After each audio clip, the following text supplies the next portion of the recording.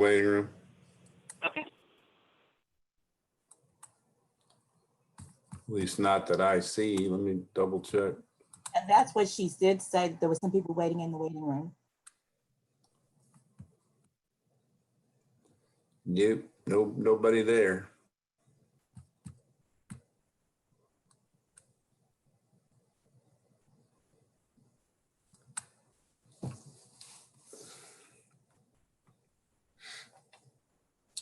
All right, a bunch just jumped in, so hold on.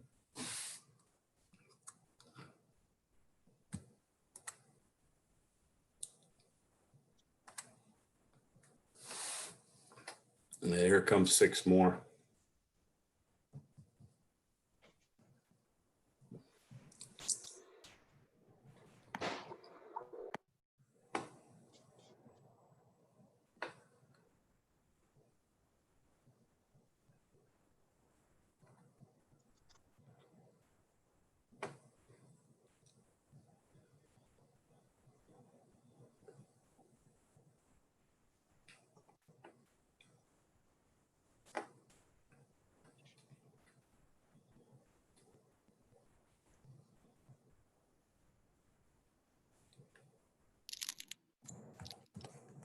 Good morning, Ann.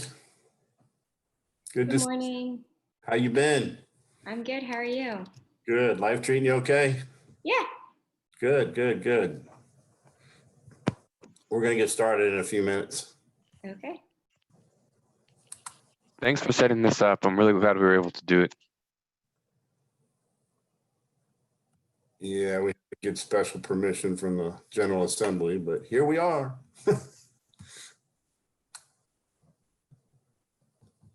Gonna be this way for a while, we think. Good morning. Morning, Marguerite. Hank, are we going to be able to submit constituency reports for the next meeting? For the next meeting, yes. The next meeting will be a little bit different format and a bit longer agenda. Thanks.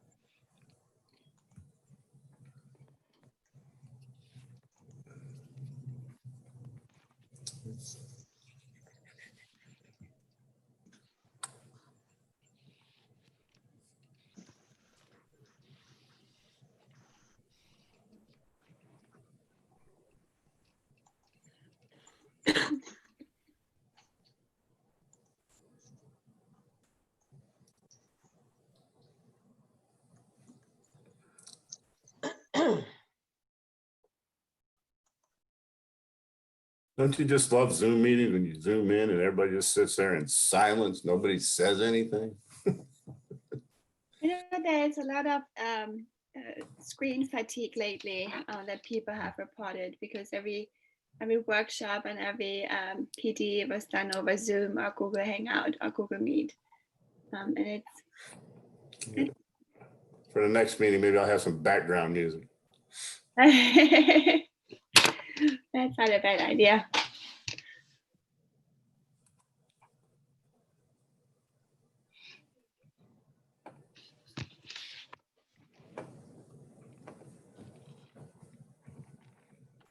All right, Lisa, you're gonna monitor the chat room for me, right?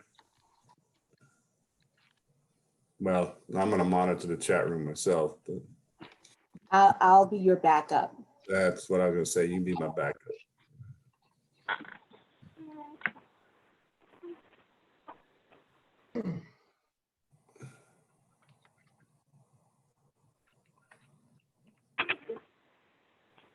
I'm just testing my phone. Can you hear me, Hank?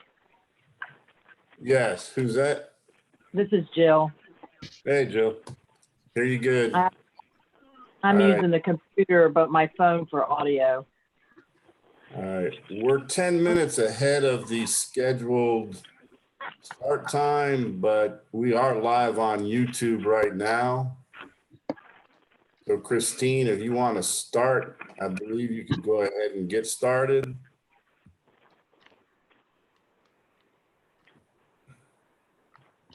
Okay. Are you sure? Technically, I think we should wait till 8 o'clock, but in case anybody's out there logging in.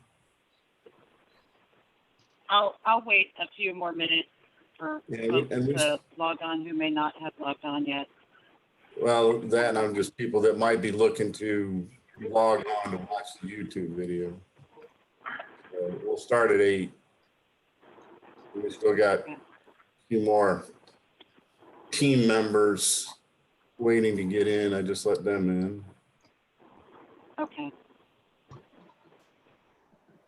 Keep your fingers crossed. So far, things have gone the way it was intended to go. We're live on YouTube and people are getting in, so.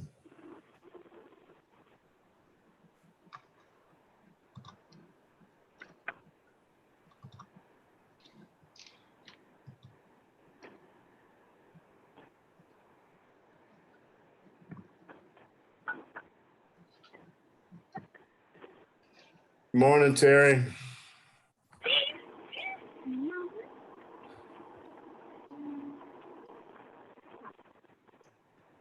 Hank, this is Reagan. Are you all able to hear me?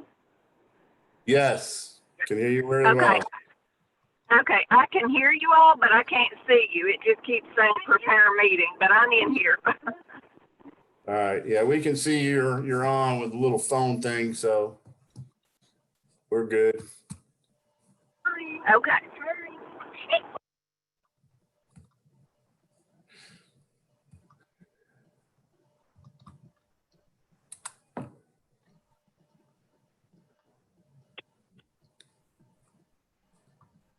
Hank, I'm going to try and come back in. It's not letting my video work. Okay.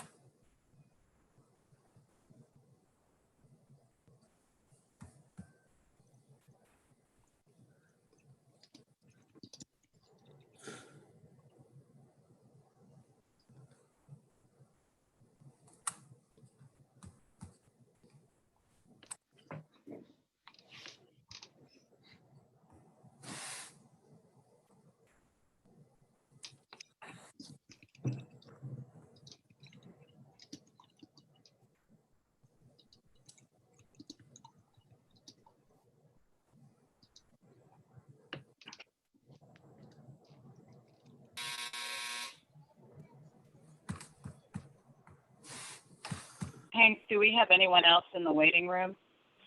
Well, Pat Pop was logging out to log in. I haven't seen her pop back in yet. There she is. Let me let her back in.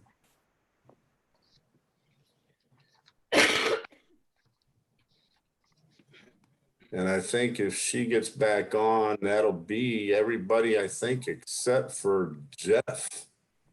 There you go, Patty. We can see you now. We're here. And we're missing Suzanne. And Suzanne. Okay, yeah, I was trying to figure out, there should be 2 others. I can't think of Suzanne and somebody else. I don't have my list in front of me.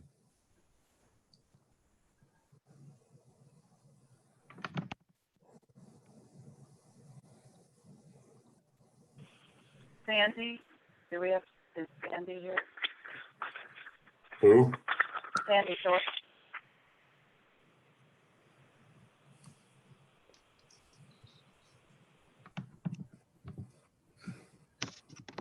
Yeah, I'm gonna go call Suzanne, see if she's coming.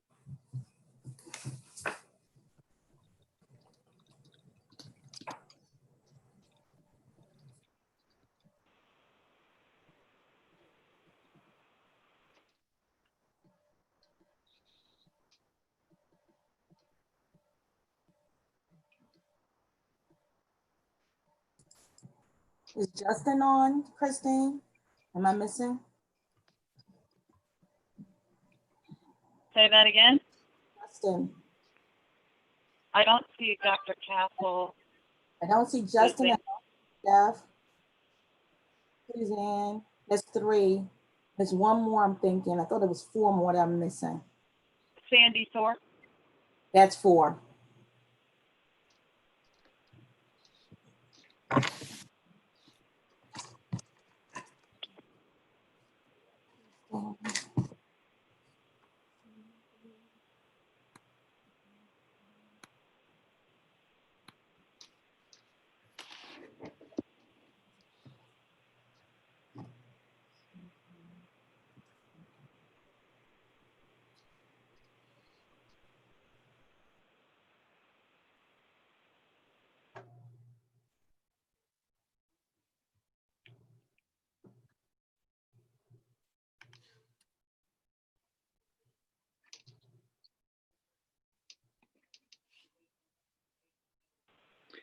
Who are we missing, Lisa? It looks like Justin. Justin, Suzanne. And Sandy. Yeah. And how about Dr. Castle? He I'm just sorry. logged on. Excuse me? He just logged on. Okay.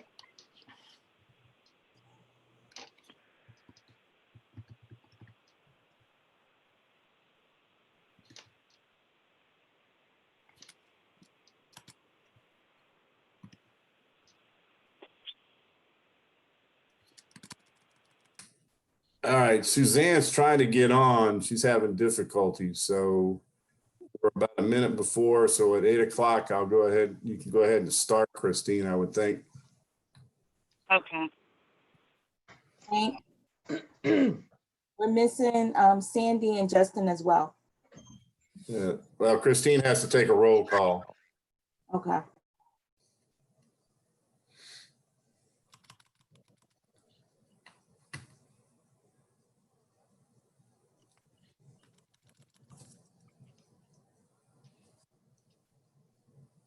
Right now, y'all are able to unmute yourselves, so I will leave it that way for now unless we get a little crazy. I'll go to where you'll have to raise your hand and get invited.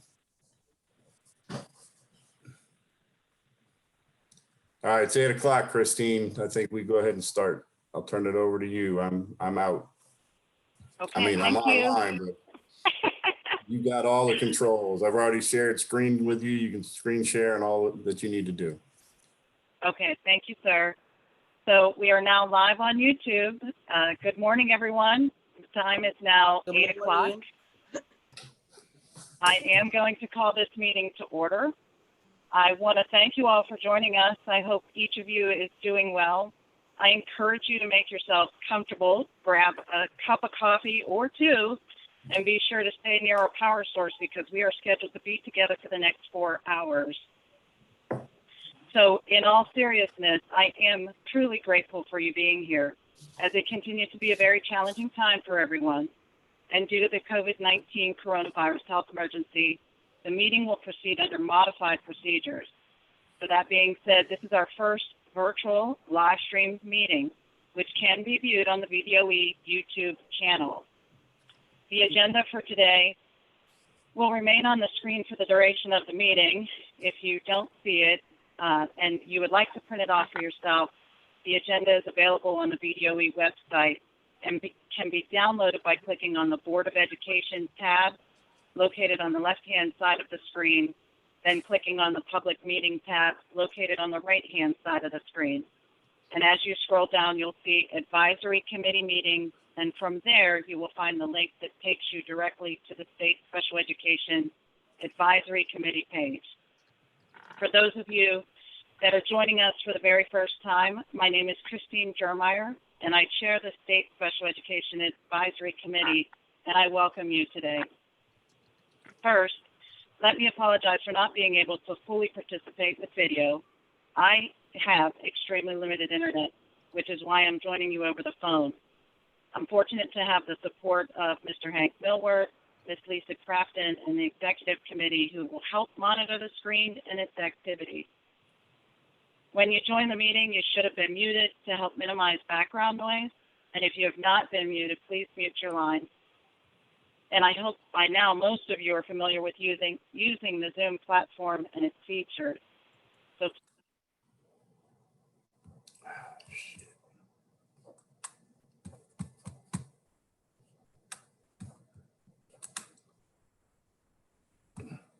speak.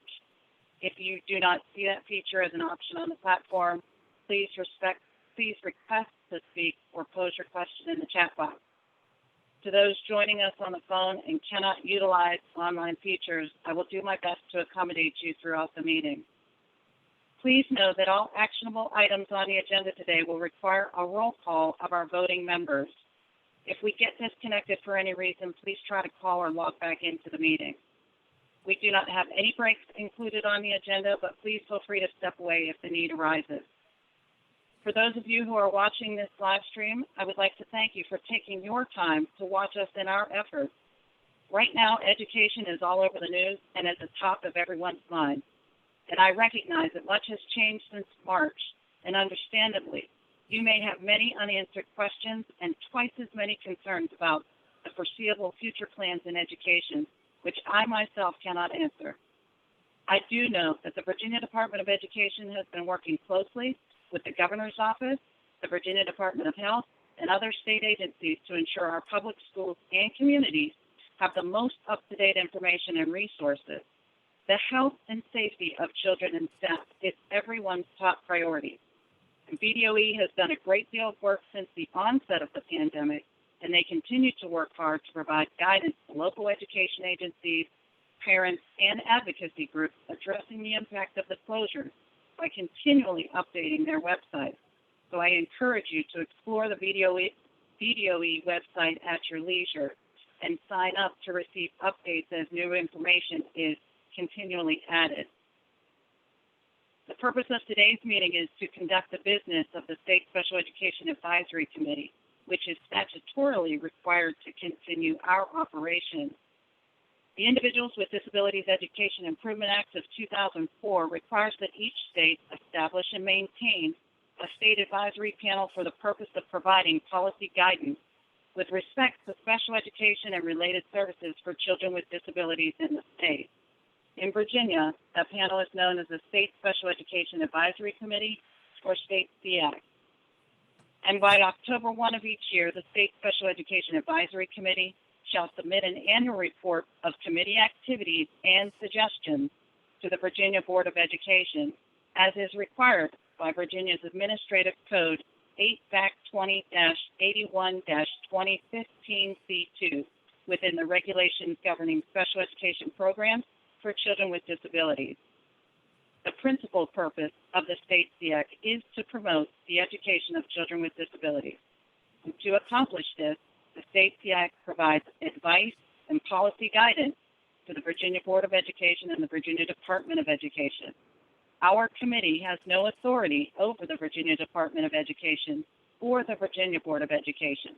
We serve in an advisory capacity only and work collaboratively with both bodies to serve children with disabilities in the Commonwealth. At this time, I would like to take a roll call of the membership, and as I call your name alphabetically, your line will be unmuted.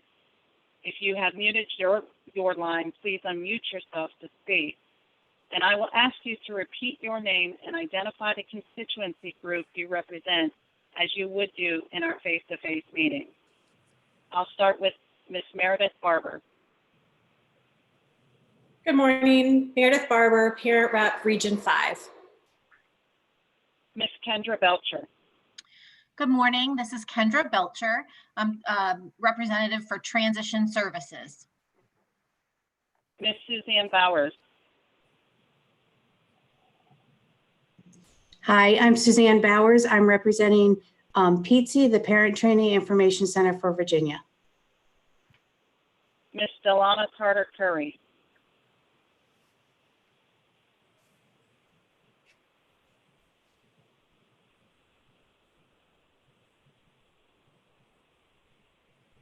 Okay. Dr. Jeffrey Castle, Jeffrey Castle, representing school superintendents for Virginia Association of School Superintendents. Ms. Ann Downing, Ann Downing, a person with disability representing from Region 5. Mr. Damon Garrison, Damon Garrison, parent rep for Region 2. Mr. Michael Garrison, Mike Garrison, parent rep, Region 6. Mr. Justin Gatling,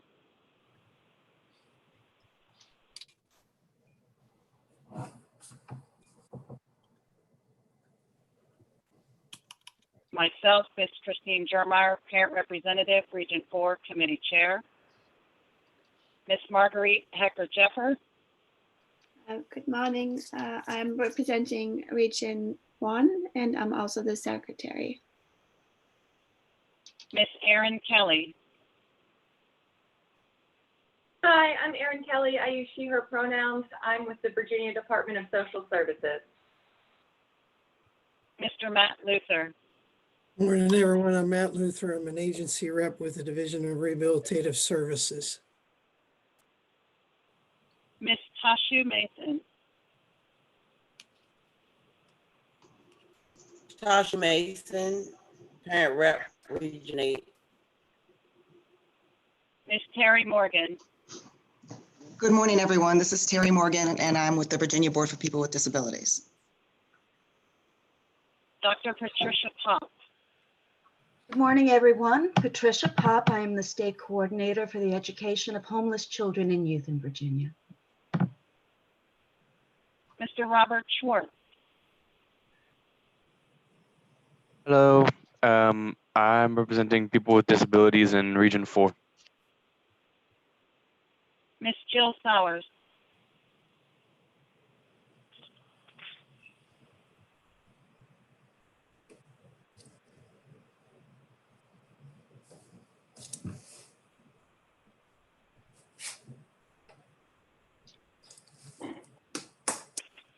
Ms. Reagan Stiltner,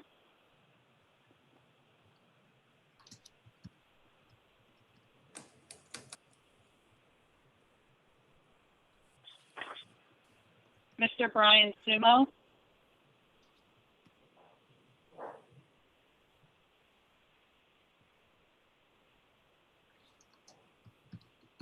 Ms. Joan Sumner, Joan Sumner, parent rep from Region 3. Ms. Sandy Thorpe,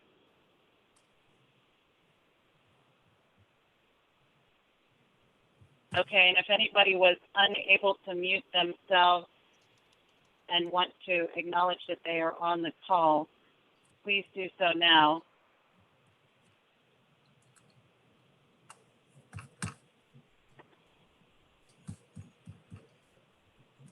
So thank you all so much. We do have a forum to conduct our business. I'd like to recognize the VDOE representatives on the line, Mr. Hank Millward and Ms. Lisa Crafton.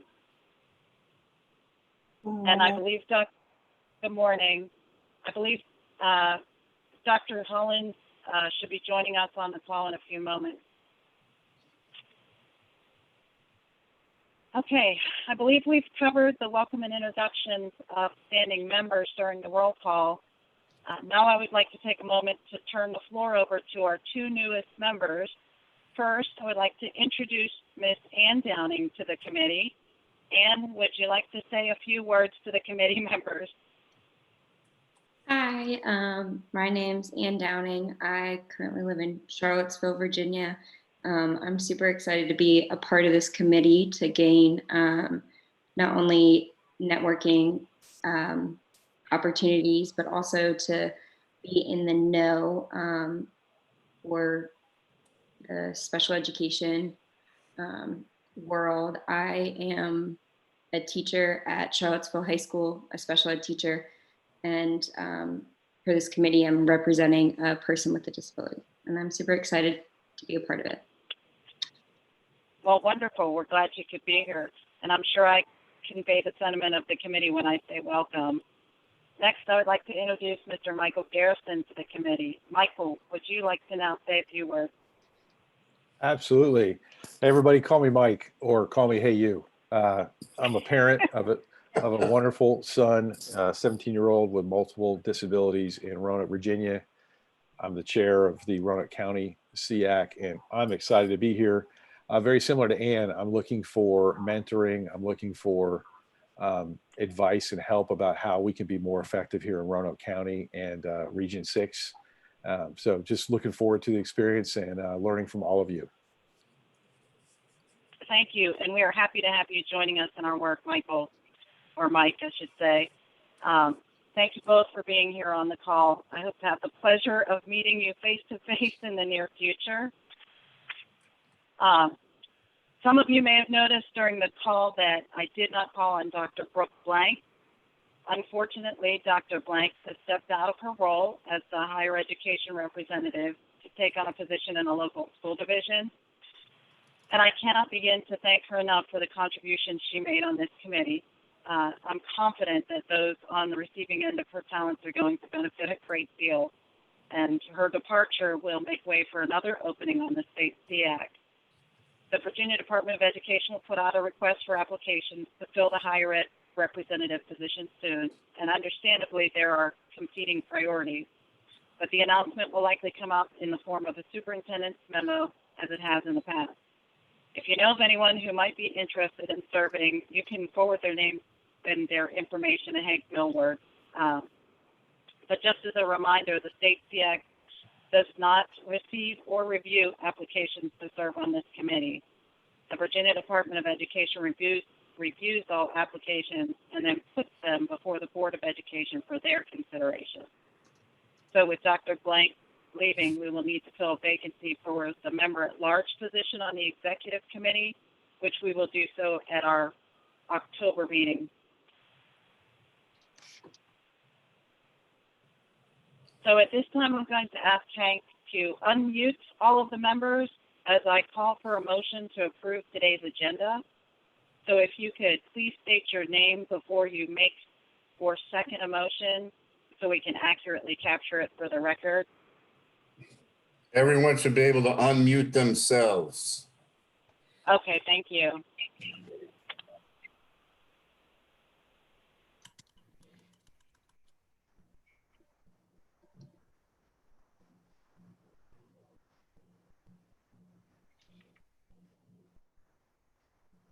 Would anyone like to make the motion to approve the agenda for today? This is Reagan. I will make the motion to approve. Thank you, Reagan. This is Kendra Belcher. I'll second. Thank you, Kendra. Is there any discussion? I'll now call the roll for the voting members. So please reply aye or nay to approve today's agenda. Ms. Meredith Barber? Aye. Ms. Kendra Belcher? Aye.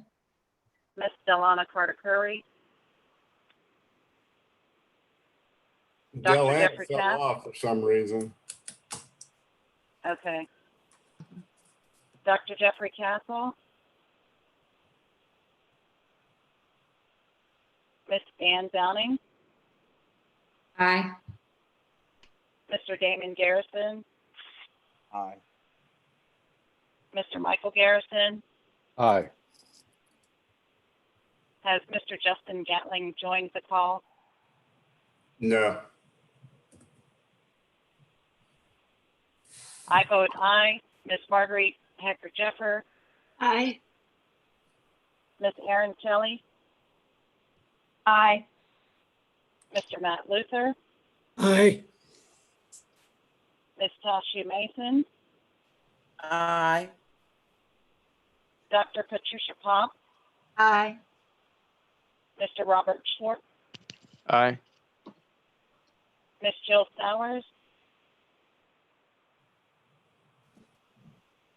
Ms. Reagan Stiltner? Aye.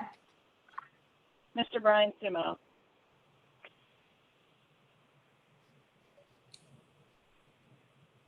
Ms. Jones Sumner? Amy Thorpe. I'm sorry, Christine, I could not unmute myself, so my vote is aye. This is Joan. Okay, thank you, Joan. So the motion carries and today's agenda is approved. I hope you had an opportunity to review the minutes of the March meeting, which are available on the BDOE State Sseac webpage. Unless there are any corrections that need to be made, I would like to call for a motion to approve the minutes of the March meeting. This is Matt Luther. I approve the minutes. Is there a second? This is Pat Pop. I would just like one correction to be made. Let me put my glasses on so I can see it. On page 12 with the presentation Erin and I did, could you strike the right to shelter bullet? That was part of just a conversation that some states have that. We do not. And I think it might throw people off reading that. Okay. Thank you. Yes. And possibly in the next bullet, it says reliance on self-identification. That's not quite accurate. I think if you were just to say, looking at warning signs is how we work on identifying our students. Which page was that? Page 12? It's on page 12, Marguerite, yes.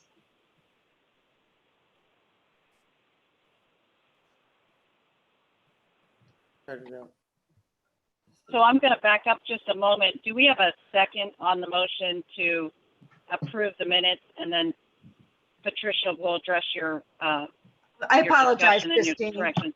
No, that's okay. That's okay. This is Reagan. I'll second it. Thank you, Reagan.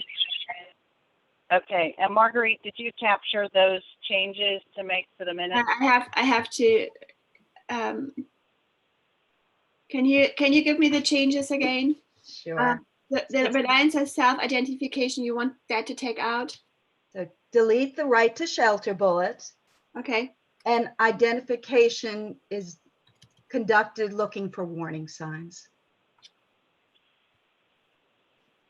You want that out too?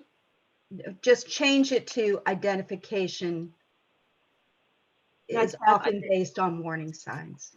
Okay. Thank you. I will do that. All right. Can I get quick? Who seconded the motion for the minutes? I have Reagan did. Reagan. Okay. Reagan. Thank you, Reagan.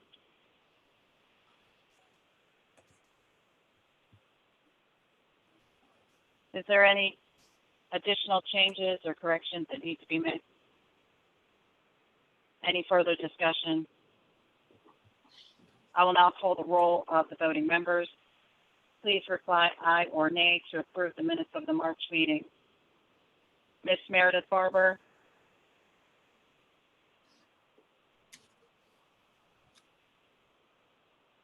Ms. Kendra Belcher. Aye.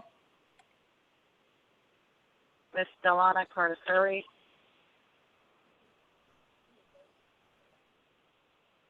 Dr. Jeffrey Castle.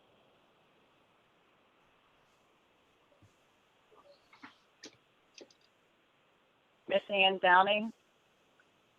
Aye. Mr. Damon Garrison. Aye. Mr. Michael Garrison.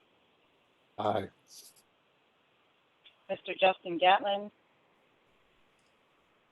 I vote aye. Miss Marguerite Hecker-Jecker. Aye. Miss Erin Kelly. Aye. Mr. Matt Luther. Aye. Miss Tasha Mason. Aye. Dr. Patricia Pop. Aye. Mr. Robert Schwartz. Aye. Miss Jill Sowers. Miss Reagan Stiltner. Aye. Mr. Brian Sumo.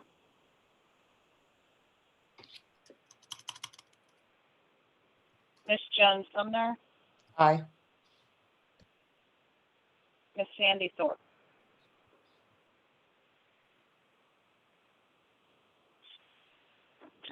The motion carries and the minutes of the March meeting are approved with correction. At this time, I would like to ask Hank if Dr. Hollins has joined us, and if she has, I would like to turn the floor over to her at this time. She has not. She is probably going to be closer to the 8:30 time frame. Okay. So I'll move on, and if you could interrupt me at some point when she does join us for the call. Admittedly, when we began our work on this annual report in March, we did not know then that COVID-19 would close schools across the country for the remainder of the school year and leave us still asking now, what will school reopening plans look like in the fall? Serving students with disabilities presented several challenges for families and localities in the Commonwealth, and it continues to be an area that will take a great deal of effort to do so appropriately when the school year begins. As I stated earlier in the meeting, we serve in an advisory capacity, but are obligated to meet the expectations and responsibilities of a state advisory panel as mandated by IDEA. In that same token, local education agencies can be working with their own Sseac as required by the regulations governing special education programs for children with disabilities in Virginia, as they look for feedback from members living in their community. During the work of this past administrative year, we did identify the continued need to improve opportunities for students to be educated in the least restrictive environment. We looked more closely at discipline data among students with disabilities, and more notable, the disproportionate discipline towards students of color with disabilities. We identified the need to support the whole child by providing social emotional learning, and most concerning to our work is the teacher recruitment and retention effort, as staffing continues to be at a critical need within our state. And funding for public education in Virginia should be adequate to ensure that every student in the Commonwealth, regardless of their socioeconomic status, jurisdiction, race, sex, color, national origin, religion, sexual orientation, age, political affiliation, veteran status, or disability, has equal opportunities to become a high-achieving and high-performing citizen. We must recognize that while we are all different as individuals, we need to seize and welcome opportunities to learn from one another. And as we face this pandemic together, we will all need to build upon existing relationships with our families and work towards developing stronger relationships with our more vulnerable population. Engaging families has never been more important than now, and families need to be supported in their efforts by finding ways to communicate with them effectively. Families will likewise need to be understanding that this is a very challenging time for the entire education system. We are all in this together. It is going to take a great deal of strength, continued cooperation, and understanding to get through this unprecedented time. But I do have hope we can do it together. So as we prepare to review the draft annual report, it's very clear from my vantage point that the equity gap widened when the schools closed. Students with disabilities, English language learners, and the early childhood population, our low-income families and limited internet access households were impacted. So please take a look at the draft annual report you were provided, and we can turn to page 6. Christine? In March, yes, sir. Dr. Hollins has logged in. Oh, wonderful. Well, at this time, I can turn the floor over to Dr. Hollins before we get started on the draft. Good morning, Christine. Can you guys hear me okay? Yes, Great. ma'am. Good morning. Good morning. It's so great to see so many of you and see your names. I know it's been a while since we've been able to be together. I hope you all are doing well, and I'm just so excited. Thank you so much, Christine, for the invitation to join you briefly this morning. I just wanted to take the opportunity to orient you to a couple of priorities that the department has identified and that specifically the Department of Special Education and Student Services is working on. So if you'll allow me, I would like to briefly just share my screen to orient you all to a few materials that I think might be helpful today, not only during consideration of your annual report, but obviously in identifying some continuing priorities moving forward, not only as we kind of look forward to a new year, but obviously as we all are reacting and continuing to support our communities with the extended school closures and reopening plans that are happening across the Commonwealth. So briefly, I just want to visit the Virginia Department of Education's homepage. And you'll see here that we have taken the opportunity to kind of reorganize the resources and information that are initially available to folks when they visit the DOE homepage. The one thing I'd like to focus on is this block. Many of you were integral in helping us to design not only our strategic response to the extended school closures, but I think much more importantly, orienting ourselves to the beginning of the 2020-2021 academic year. And the department has spent a lot of time, a lot of effort, and has worked with a wide variety of stakeholders on the development of what I lovingly call the big book, but really is called the Recover, Redesign, and Restart Guide 2020. And this guidance really lays out what the Virginia Department of Education sees as the priorities for reopening school. Now, I will tell you that this is a very big book, but I think for the folks on this call, obviously our main priorities are in three areas, and that is one, in parent and family support, and you'll see there's a dedicated section for parent and family resources here, and we're really lucky to work with many of the folks that join us for Sseac on this.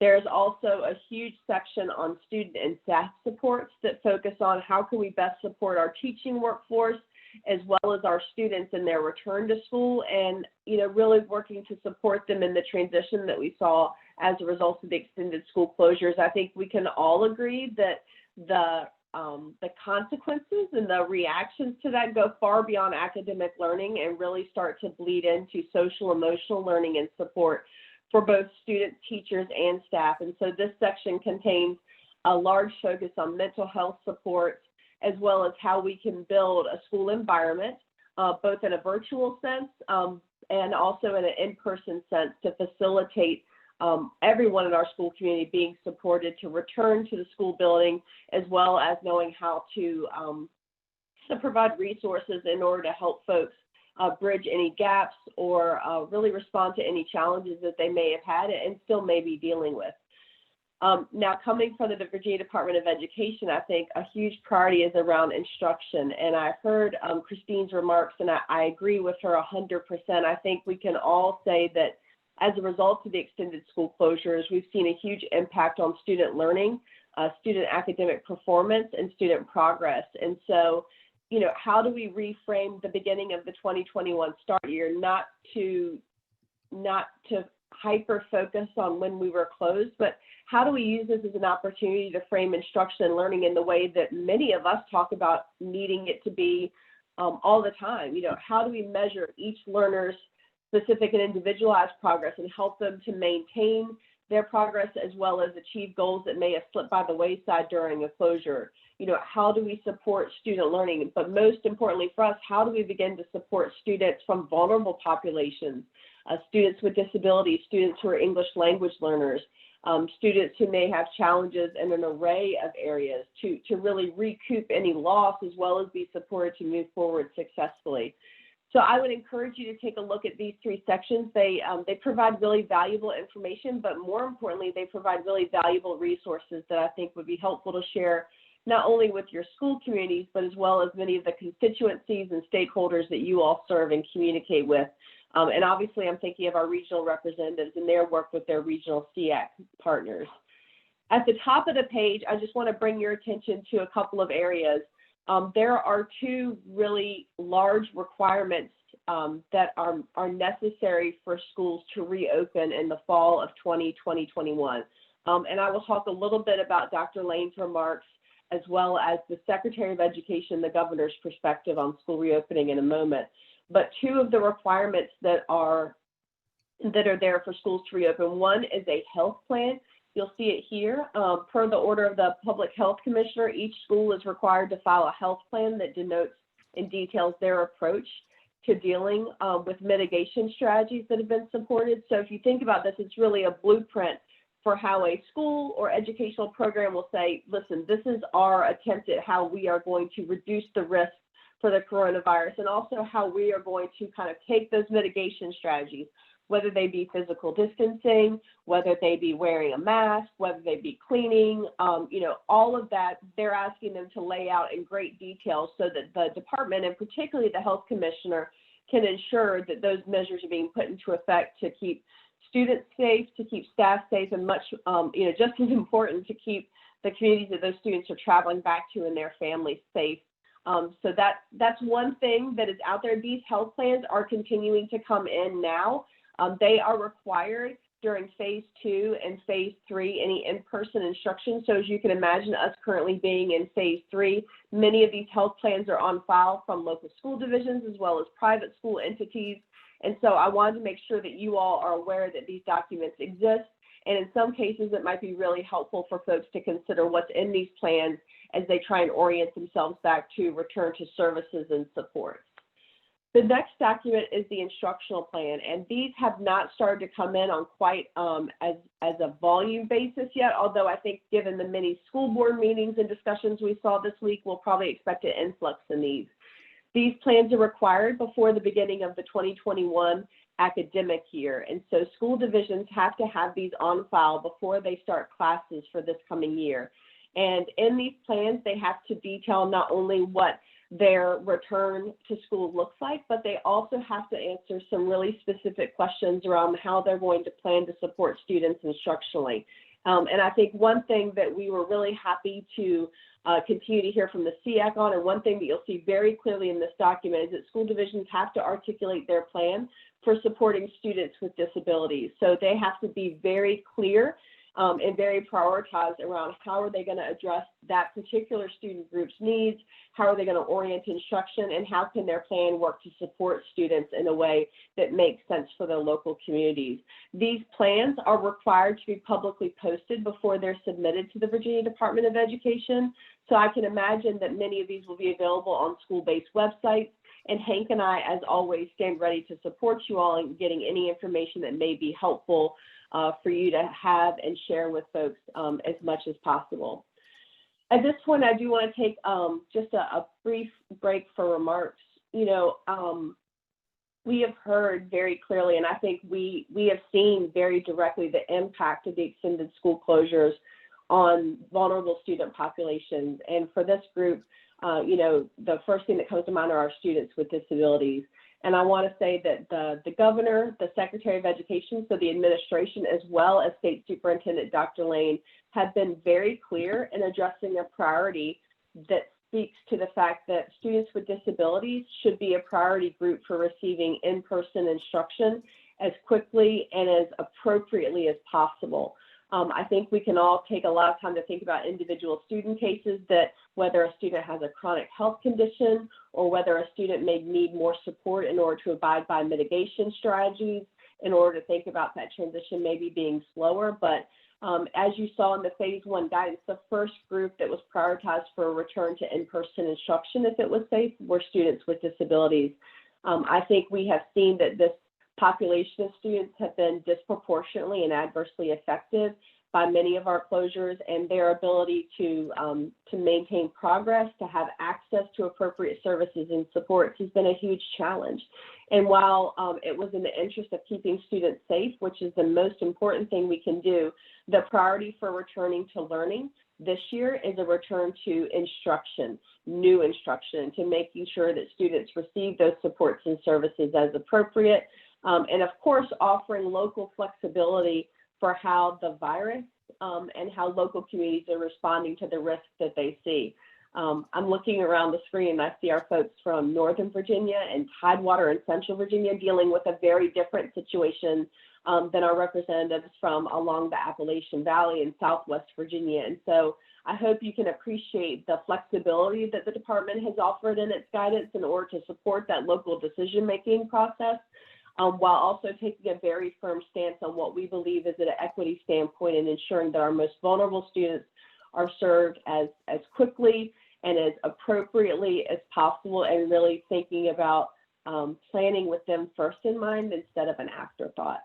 So Christine, I will pause there. I want to be very brief. I know you guys have a lot of work to do, but I am available now for any questions or anything that I can assist with. I know you'll be working through much of the day today, and I look forward to hearing an update from you all. And I just want to thank you so much for your time and participation. I know it's kind of daunting to have a Zoom meeting out there, but I know that if there is a group that is ready for this challenge and ready to turn this into an opportunity to advocate and support the work that we do, as well as our students and families, that these are the folks to do it. So thank you so much for having me join you this morning. Thank you, Dr. Hollins. Does anybody have any questions for Dr. Hollins at this time?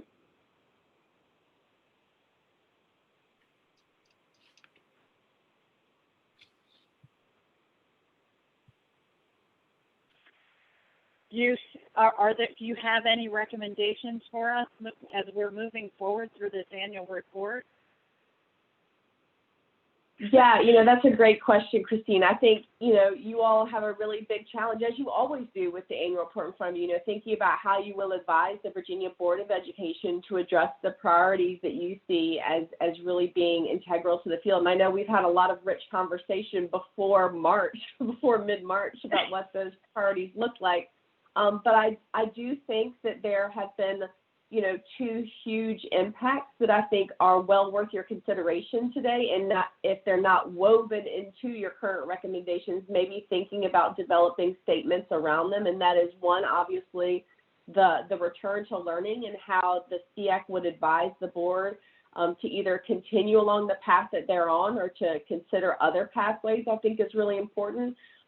You can tell from my remarks that I think prioritization of the student groups that we serve is incredibly important, particularly given our current time and circumstances. And the other is really to take that work with an equity lens. We've seen the board, as well as State Superintendent Lane, be very clear on their directive on how they see the work moving forward to support marginalized populations. And you all know personally and professionally how I feel that students with disabilities are among the most marginalized in our society, whether it be for the challenges that we see in K-12 instruction, but much more importantly, the things that happen after students walk across that graduation stage, whether it be employment, civil rights, support in their adult and older years.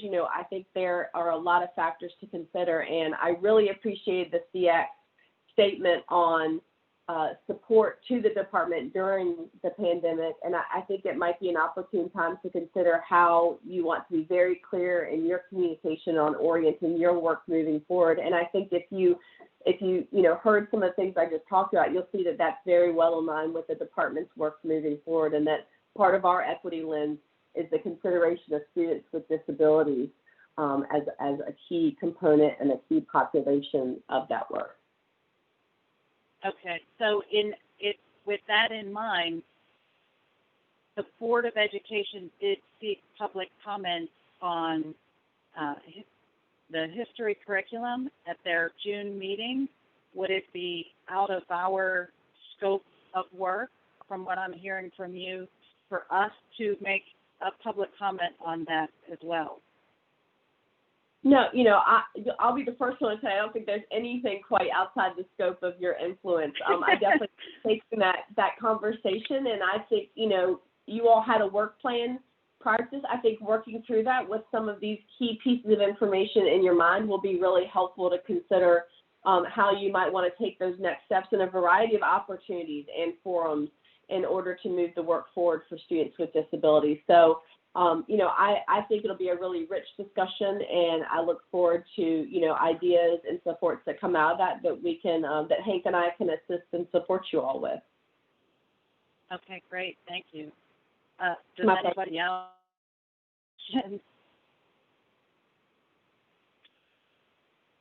Okay, so when we started the work back in March, we're going to start with our commendation section that we were working through at that time. And I was hoping that those of you have had an opportunity to look through the draft. Do you have commendations that you would like to see remain within this or add to it?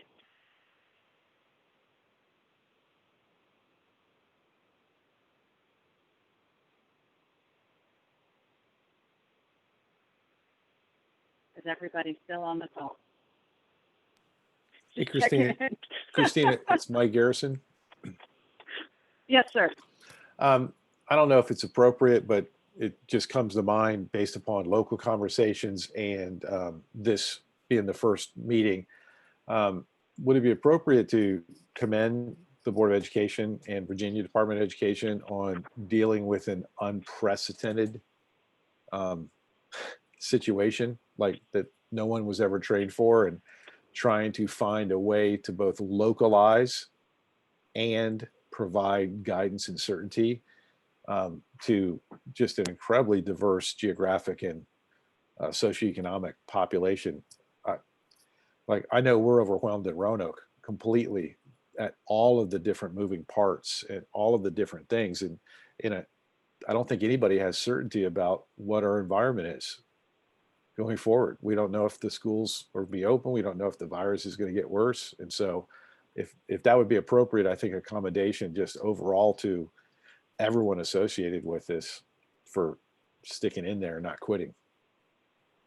I would not disagree with that at all. That we need to commend them for the work. I don't know when they found time to sleep in order to accomplish all of what they've accomplished. Not to mention the numerous task forces and work groups that were created. Behind the scenes, the activities that folks weren't seeing that were going on. It felt like 24/7. So I would say that would be a good commendation to include. I'm going to try and keep notes as we go through this. And Christine, I really appreciate that that comment, and thank you so much, Mike. The one thing I would say is that Dr. Lane has been so forthright in his support of our department particularly, and I was really lucky, I think, to be tapped to head not only the scheduling work, but also the work on the return to school learning task force. And I don't say that, I did miss my sleep for a little bit, but I say that Dr. Lane, that was work that was headed up by myself and our equity coordinator. So think about that. The two folks that were the face of that work at the department were the head of special ed and our equity liaison. So, that speaks to the priority that the department has put on thinking about these student populations first instead of as an afterthought. And I felt that was such a strong statement to make. And I see that Dr. Caswell is on the phone, but we worked with an amazing group of superintendents and a varied group of stakeholders to do that work. And so there is a lot of praise to go around, but I really appreciated that opportunity to lead and to have that support from our state superintendent. I felt was a very strong statement and something we have not seen in the past. So I really appreciate those comments. Dr. Hollins, I would offer thank you as well and let everyone know that the DOE's work in keeping us informed and supporting school divisions at local level has been tremendous. This has been challenging and continues to be challenging for us, but the DOE has certainly supported us. I think everyone ought to know that we had Tuesday morning and Thursday morning Zooms with the state superintendent and his staff. Gosh, I lost track. April, May, June. Last month we've been doing just Thursdays, but we were doing an hour and a half, 2 times a week. And James' schedule is busy, Samantha's schedule is busy, everybody's busy, but they were there and answering questions and pushing out information to us. And we couldn't have done it without the support from DOE. This is really, they've stepped up and done a great job. So. And everyone's been telling you you're doing a great job, and they understand, right? And they all agree with what we've done. Everybody's consensus totally.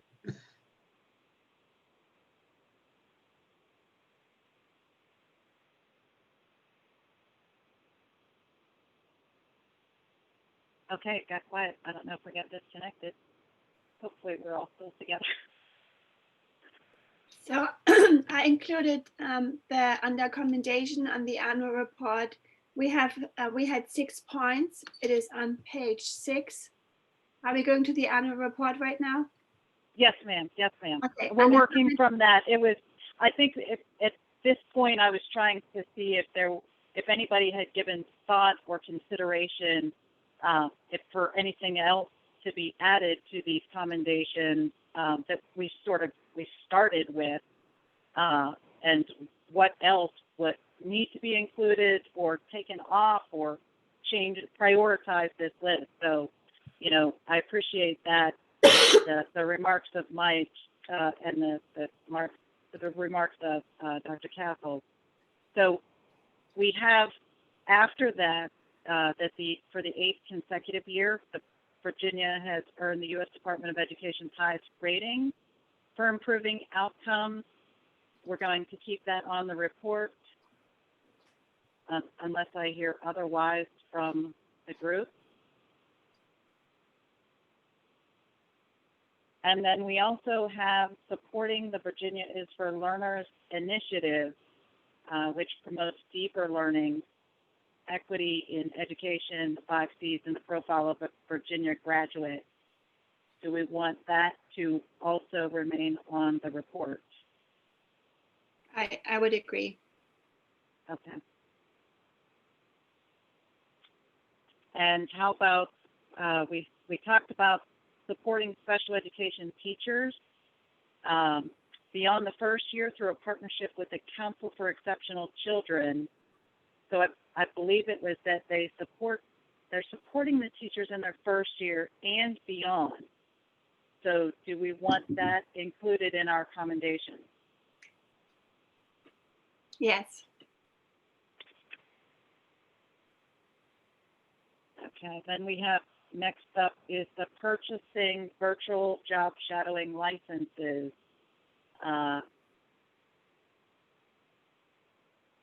Considering our current circumstances, that sounds like that was a fantastic segue into what we're now living with. So do we want to keep that on the report as well? Yes.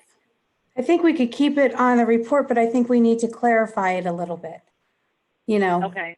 For anybody who wasn't there and knows what those additional licenses were. Okay, so I want to say Matt might be able to speak to this a little better because he has a more in-depth knowledge and was kind enough to show the benefits of this to the state Sseac. So if I could ask Matt to talk to this point in particular. Matt Sure. Luther. Yeah, sure. I can. I remember that some of the school systems in Virginia have the ability to had licenses through the Virginia Department of Ed. I can't speak of how many or how many don't have it, but considering that we're all trying to do virtual learning right now, it is definitely an area that supports students in further career exploration with videos. I think it has an independent living skills curriculum. But we have a license through the Division of Rehabilitative Services that we can share with some people, as you guys had a chance to, some of the members had a chance to try it out. So I think when we were commending that, we wanted to commend the Department of Ed for their forward thinking and at least allowing some school systems to have that ability to use it. And that's, I don't know if I can speak more about that, but that's about as far as I can go. Okay. So we'll try to wordsmith that somehow. But I like how you captured the forward thinking on their part to purchase these virtual job shadowing licenses. And I don't know, do we know if that is still available or continues to be available to school divisions? Christine, this is Jill. Can you hear me? Yes, ma'am, I can hear you. Oh, good. Welcome. Yeah, I was, well, I just realized I had to hit *6 to get unmuted. But I know we use those, and I think to reword it, I think it should be, as Suzanne said, a little clearer. VDOE, I think with their Office of Transition, they purchased those so that the school systems could use them for students with disabilities at no cost. And so we actually are using them, and virtual job shadowing was really a good thing to have, especially when we went into COVID, because our kids could still utilize that program and use that until we kind of got up and running with some other things. And those seats, that's very important for us because we use them a lot with our students with disabilities. So if we're going to reword that, it would probably make sense to say something about that VDOE purchased those 4 school systems to use with students with disabilities at no cost. And the school systems actually requested how many they wanted to use at the time. And I see that Sam just put in the chat group the actual Office of Special Education Student Services, Mary Ann Moore's office. So if you want that language, but we actually purchased them for our gen ed kids too, and they're quite expensive. So VDOE, we really appreciate the fact that they are allowing our students with disabilities to continue to use, I guess, their license for the students with disabilities. So that's how I would clarify that. If anybody else has any comments or further clarification, jump in. I just want to say thanks, Jill. Suzanne, did that make sense to you? And I didn't know if Dr. Hollins was still on the line, so maybe she could add another comment if she wants. Yeah, Matt, I think Jill, kind of reiterated that point. We purchased those subscriptions. Our goal was to create more exposure and utilization of them. And I think, honestly, it was one of those things that just happened at the right time. We were able to crank out some additional subscriptions for staff who really saw a change in their support services due to the closure. So I really appreciate that. And I think as the comment was made at the beginning, this is definitely something that, given our current circumstances, we're out there constantly looking for how we can support more opportunities for virtual supports for students, and whether we create support for that through local school divisions with stuff like the CARES Act funding, or whether we can fund those directly and get them out as soon as possible. That's really been a huge push of Jeff's office and obviously of Mary Ann's work since all of this happened. I have a quick question for Dr. Hollins, if possible. Sure. One thing that's come up in my discussions with my constituency members has been not just focusing on these current challenges, but looking towards the very long term and figuring out what we can learn from the pandemic to apply to that. Are there any things that have been on the mind from VDOE that are related to those sort of longer term adjustments that would be coming from the pandemic? Absolutely, Rob. We've been in partnership with our Office of Research, who is currently undergoing proposals to do some long-term studies around priority areas that have been affected by the COVID pandemic. And so, as you can imagine, we were a very strong voice in supporting work around students with disabilities, and not only measuring short-term issues that happened as a result of the extended closures with return to school this year, but obviously with a thought of, down the road, what kind of impacts are we going to see, not only in special ed overall, what are we going to notice in trends and identification and supports and services that are provided, but is this going to result in more students being found eligible, more students being identified? So we have kind of that research lens that we're working on, gathering more information. Dr. Lang will tell you that he's very passionate about helping school divisions to support more formative-based assessments, as well as more of an opportunity to measure student performance in different ways. So when we talk about providing supports and resources to school divisions around assessments, whether those be social emotional learning assessments or more academic assessments, we're able to really hopefully build a partnership to collect that data to support not only the short-term results, which for all of us, we think about, hey, we assess students when they come back in the fall. That's going to prompt a lot of questions to say, okay, how is that going to change the services and supports that we offer to that student in order to really try and get them back on track for learning, as well as providing an opportunity for more intensive supports that may have come as a result of services that weren't able to be provided virtually. We're also engaged in a really complex national conversation about what this looks like for the field of special education. And I will tell you that in Virginia, we're probably neither the first at the table, not the first, we're definitely at the table, not the first out of the gate or the last, but I have taken a substantial amount of time to work with my partners in other states to really see some of the guidance and information that they're putting out in order to get the best information that's out there for Virginia. And so we continue to look at providing much more specific guidance around what we call recovery services and kind of thinking about this return to learning for 2021. How do we want school divisions to really think through the process of providing services to support any of those gaps or challenges that have been experienced by students and their families? So, you know, I think there's a lot of work to be done around that area, Rob, and I think some of it is long-reaching implication things and research that we can really value that information and learn from it as a whole. Short-term, doing what we need to do to support our students and their learning and making sure that they're getting back on track. And then to your point, 3, learning from this. And so that, you know, God forbid the next time something like this happens, if it does, we're in a position of being better prepared, but much more importantly, we're in a position of supporting divisions to be much more prepared. So you can imagine that a lot of our work around things like virtual opportunities, virtual education, assistive technology, augmentative communication strategies in the virtual world, those are things that we're pushing a lot of our partners to support and get resources out there so that if there are folks out there that say, hey, we weren't 100% pleased with our virtual opportunities or accessibility was an issue for this group of students, we want to help them solve those problems now so that they are much more oriented for success. And anyway, and I think we all learned that virtual education should be one of the primary components that we're thinking of and being able to provide that as an option for some students, as a limited option for certain students, and really having a well-rounded system to support everyone in our school division. Thank you.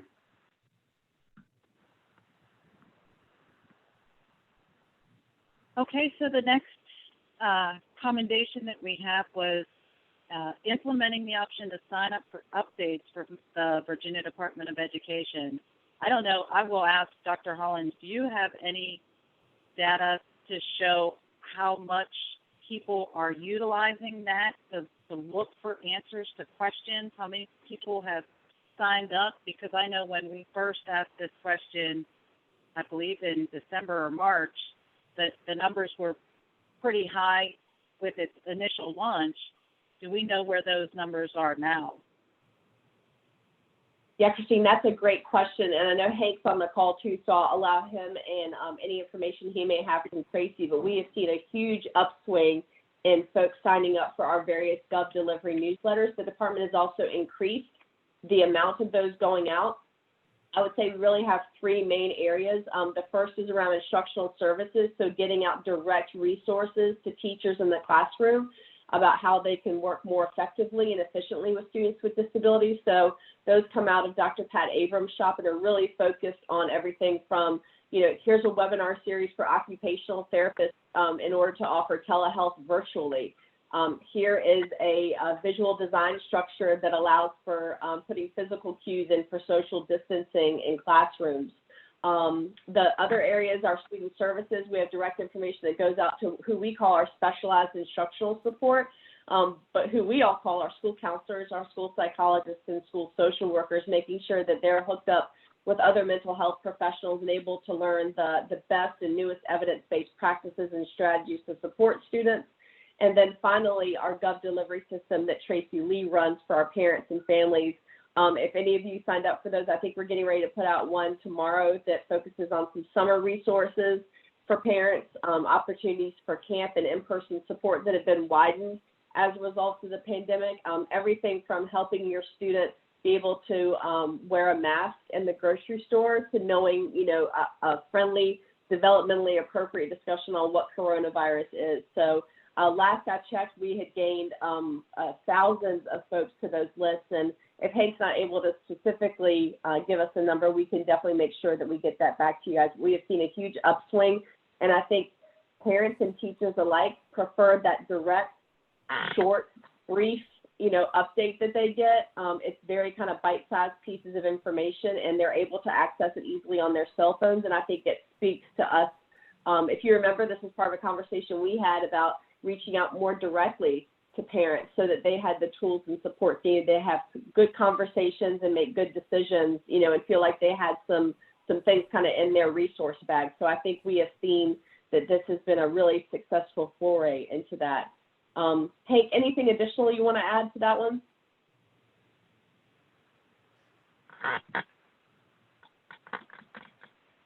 Did we lose Hank, if you're talking, you're muted.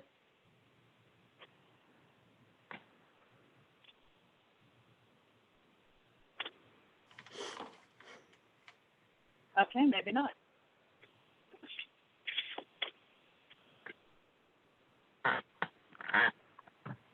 And Christine, I'll make sure talking? you guys are the most current subscription information. I see where Hank, I don't know if he's having an issue getting unmuted, but I'll make sure that Tracy provides the committee with that updated data and kind of our current listing on the There gov he is. delivery. There he is. I'm on the phone with Tracy right now. I'll have some numbers for you in a minute. Okay, awesome. Awesome. Sorry, Hank. Okay, and then we have the PT Transition University platform that we were commending, and I think that was the result of the feedback that the committee was receiving from folks. Is that something that we want to keep as a commendation on the report? This is Matt. I think it's extremely important. They've been doing a phenomenal job. I remember how many people were signing up and they couldn't even, they didn't even have enough space for everybody. And then they've created additional training opportunities for parents, even virtually, and recently had several students participate, and they all had really positive feedback. Nice. Suzanne, do you want to speak to that at all? So what your numbers look like, the activity? Yeah, we every time that we do it, the first time we did it, we had over about 150 people, and it just keeps going up from there. We've had we've capped it at 300, and it's just because we are monitoring the discussion board, and that takes a lot of work to monitor that and make sure that correct information is being shared and such. But we do offer it, 3 to 4 times a year, and every year we update it and add more modules and or update information if, we'll update it right away if there's anything that, needs updating. But we've had a great success. The thing that Matt was talking about also with the youth is we have some funding from DARS to use some of the pre-ETS money. And so with that, we've had youth log on. We were going to do them in person, but they're logging on, and they come on for, I think it's 4 or 5 weeks in a row, and get some self-determination skills and transition planning skills. And they've really enjoyed it. And if they complete all of them, they get, a little gift card in the mail. And we have some of the youth that have been on it for a couple weeks, keep texting to see if we can meet again and do it again. And, they really like that socialization. I think it's super important, especially this time with everything that's going on. But so we've had a great response there, and we're doing that numerous more times before the end of the fiscal or the grant year with them. And we will just continue on into the next year. And if we can ever do it in person with them, we will. But if not, we'll continue to do it virtually because it seems to be working really well. Okay, great.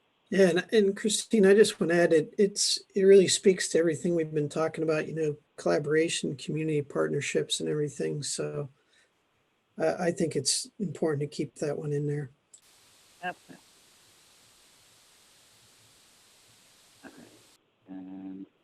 So then after, so we have those 6 sort of, let's say seven priority commendations that we want to commend them for.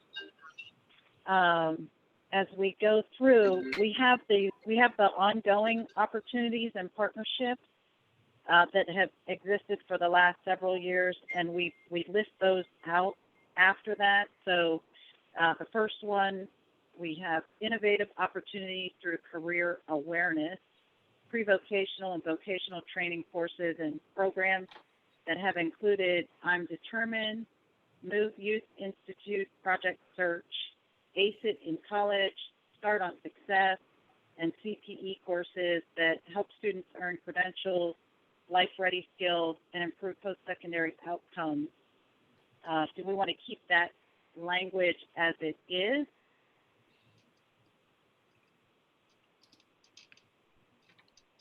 I would agree with that. Okay. I think we talked in length about that point at the March meeting. Right. We talked about making sure that we Right. split it out or pulled it out. So the next bullet point is the Aspiring Special Education Leadership Academy. And what is there anything further to add to that?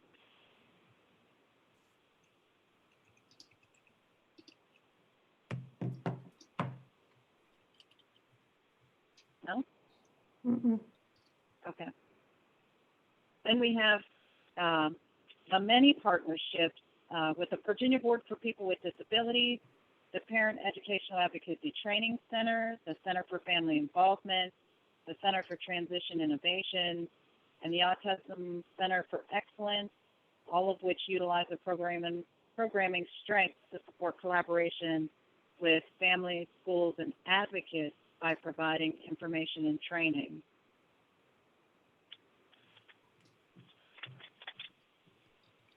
If we, okay, sorry, I'm thinking out loud. We'll keep thinking out loud.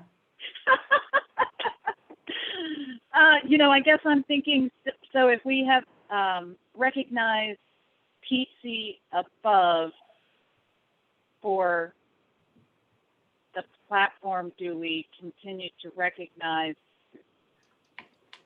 is it foolish to assume that if you're looking at this, you assume that you have a partnership with PC versus their platform? Do we need to separate the two or just keep them both there? I think that the rationale was last time that there are 2 different things that PC was offering, and the training university or the transition university platform was new, so therefore we wanted to put that in at a separate point. But overall, what PC is doing is continuous, and so therefore we added that under 3 in terms of partnership. Okay. Does that make sense? Otherwise, we would not point out the transition platform or transition university platform, because that was a new project that PC brought to the table. Mm-hmm. And we had a presentation on that. Would you agree, Susan? Yeah. And Okay. so, I mean, a partnership is something completely different. That is something that we had over years with PC, and I think therefore it needs to be under 3.3. Okay. Are we missing anyone, or we from the list of partners? Have we captured our primary partners? I believe so. Yes. Okay. Thank you, Hank. I've also got those Gov delivery numbers. Oh, okay. You just want me to tell you what they are? Yes, please. I didn't know if you wanted a drum roll. No, I don't need a Sorry. drum roll. All right, we have 11,448 people are actually signed up to receive it. And as of our last report, or excuse me, our last transmission, they were received by 11,307 of the constituents. meaning we have some that have a bad email or for some reason it was kicked back. But the bigger piece about the analytics that we see is the read rate we're getting on these is around 28%.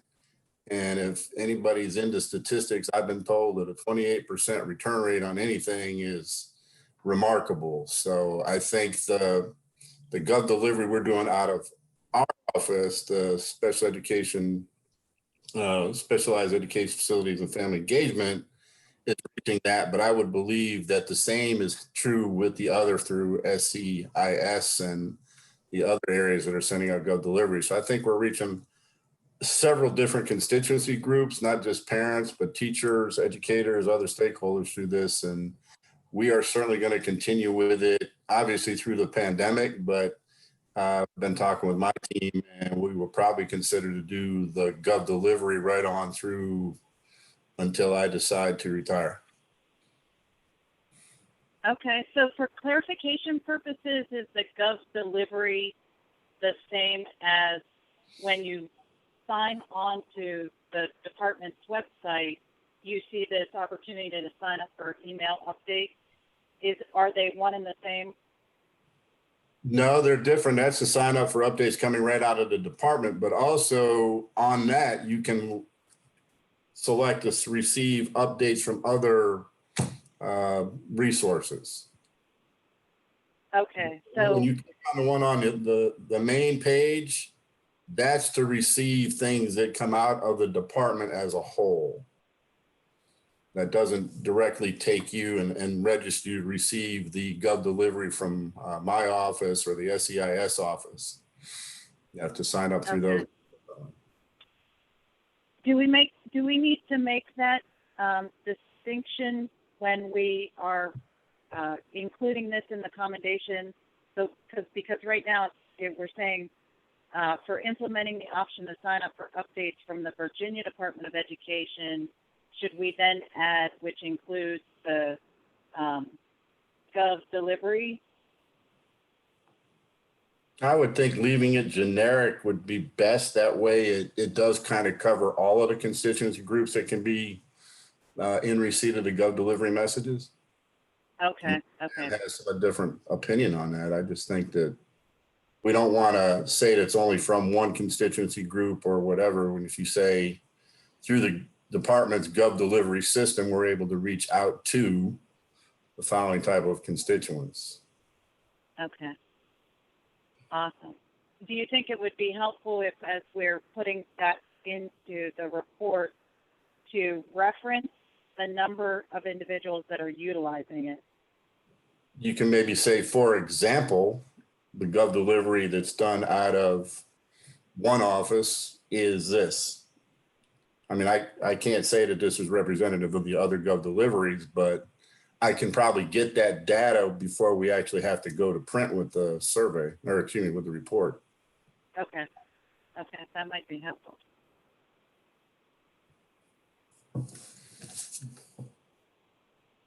All right, so our next item that we have was continuing initiatives to develop online resources that promote total inclusive school programming, which improve learning outcomes.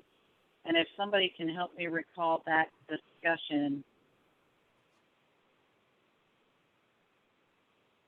I don't remember what that was. I guess that's a problem if we don't remember what that was. Can anyone recall, Marguerite or Yeah. Jill? Or... I think we talked about that we, I think because of COVID-19, we talked about virtual training and virtual learning. But we were just starting to talk about these things.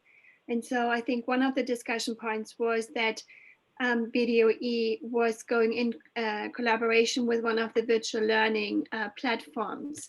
And so that was a very new thing. And because we were just at the beginning of the schools shutdown on March 12th.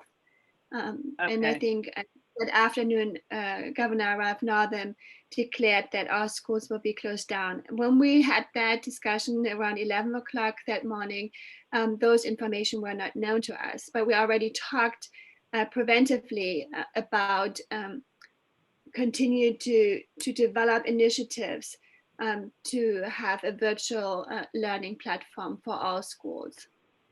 Okay, so if I'm understanding you correctly, that is probably a priority that gets shifted upward, because I think at the time, as you indicated, we had no idea that the school closures were coming. So I think when Dr. Hollins had come into the meeting that day, she briefly tried to update us to say, we don't know what's about to happen, but we're trying to get ourselves prepared. And so we're going to try to pull these resources together and get them out to you so that you can share them amongst your constituents.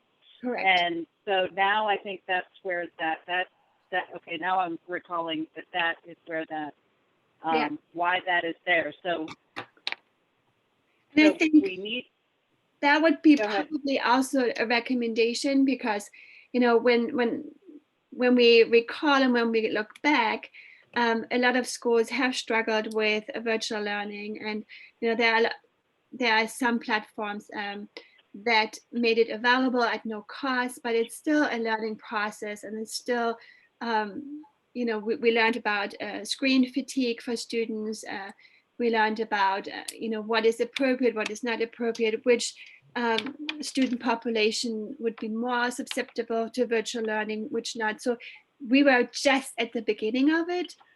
And so I think that needs to be more developed, as Dr. Holland already said in the beginning, so that we are more effective in terms of virtual learning. There should be parameters around it, because students will be at home, and there need to be structure around it. And some teacher did a really good job, and schools had to pull this off within a week. And that was a huge challenge for everyone. Okay, so so we're going to move this up to the top of the commendations. Would that be accurate to say versus, like right now, when it was first included in the discussion, it was, we're probably going to have to recognize them for taking on these efforts. Would it be fair to say that we throw this up to the top of those commendations? Yeah, I think it's both. It would be a recommendation and a commendation, because we were just at that point where we saw the efforts, the forward thinking of VDOE, but at the same time, not every school district or system in Virginia has made those transitions yet. So Christine, this is Jill. So I think when we add the language about the COVID and the pandemic and commend under commendations up in the top, we're going to add that anyway. So I don't know that language in number 4 has to be exactly like that, because we're gonna craft a commendation for the work they've done during the pandemic.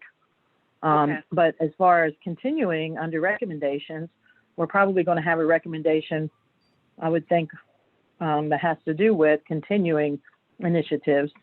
So maybe looking at moving that temporarily down to the bottom when we start talking about recommendations. Okay. Does that make sense? No, it does. That does make sense. That makes sense. Christine, may I speak? Yes, ma'am. This is Daliana. The commendations, I do want to somehow for us to acknowledge the Virtual Virginia that have been launched for the teachers has been a wonderful resource for the teachers. For some teachers who had never had any idea of how to do any type of virtual teaching at all, the modules that have been given in the programs that have been launched for us free of charge has been a real benefit this summer.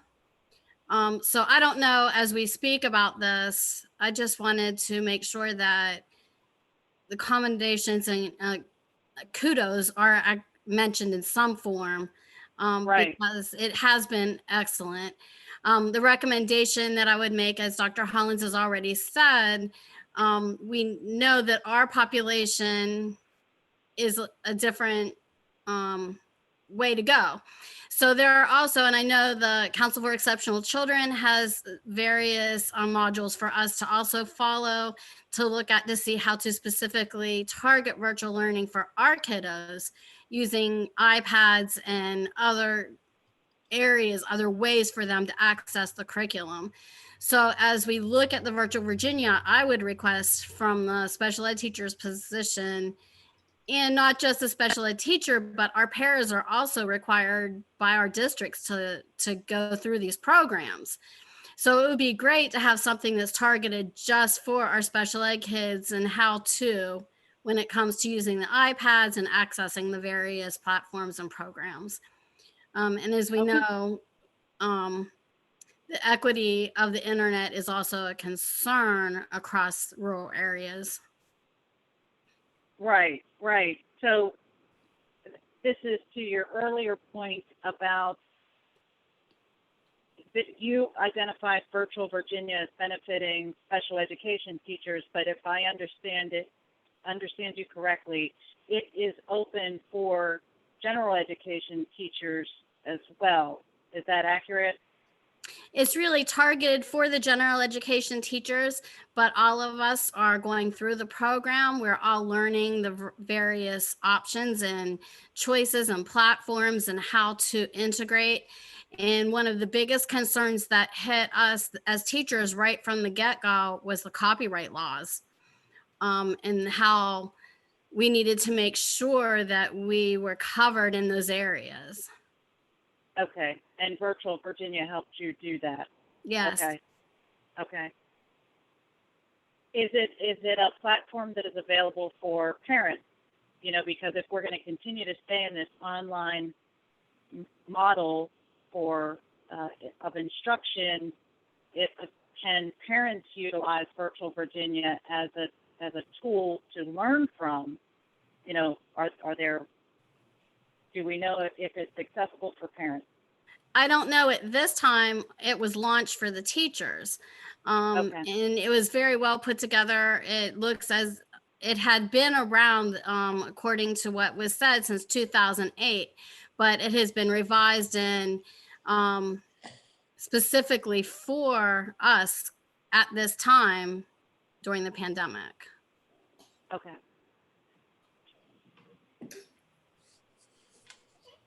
So we can add that to the commendation. And at one point, Governor Northam did say that it was provided free to all the teachers. I mean, he did say that in a press conference as well.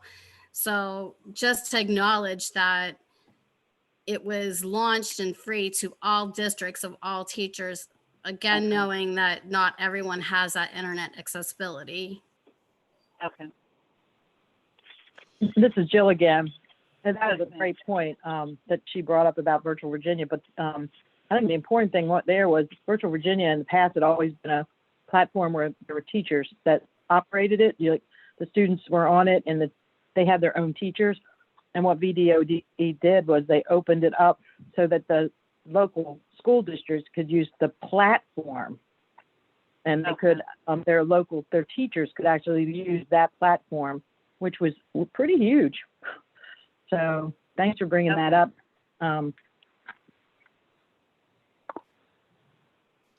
Yeah, there are also different platforms like Sims or Virtual Virginia, so that video is using right now, or the school systems are utilizing. So yeah, and they're still working on the differences in those platforms.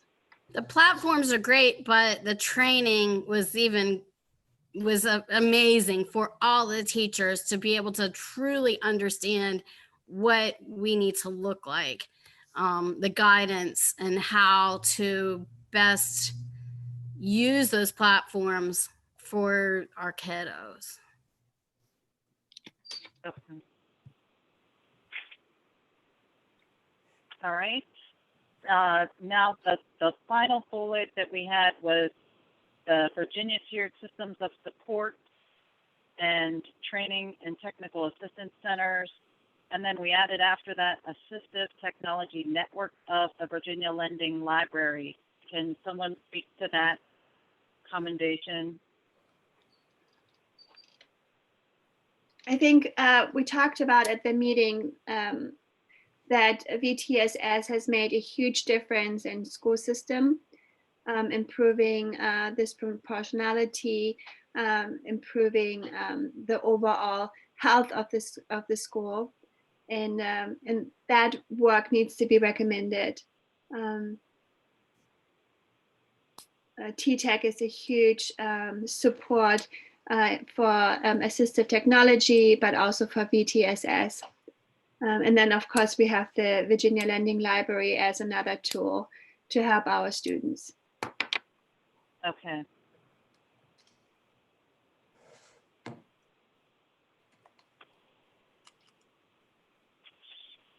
All right, so I think we have captured all of the commendations unless there are any more that anyone would like to add.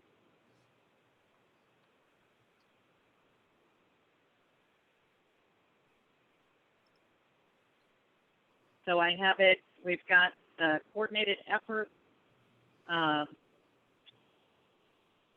as the first bullet, and these probably will be out of order. You know, I would ask for, as we start putting this together and we ask you to take a closer look at it, you give us some suggestions on the listing, but we've got the coordinated efforts of the task force and the work groups and the overall work of BDOE throughout this pandemic, the acknowledgement of the 8th consecutive year by the U.S. Department of Education, supporting the Virginia is for Learners initiative, supporting special education teachers beyond the first year, purchasing the virtual job shadowing licenses, implementing the option to sign up for updates from the department and the Gov delivery, the PC Transition University platform,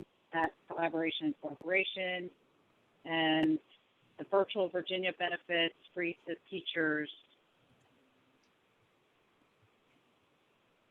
That captures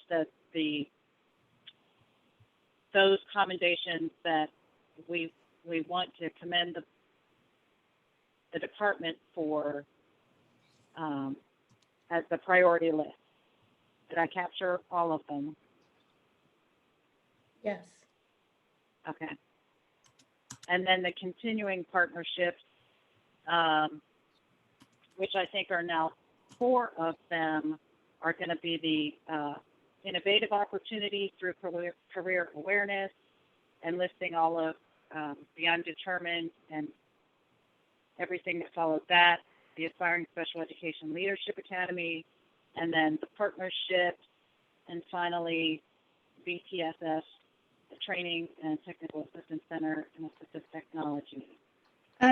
Did you put point 4 into the recommendation up front?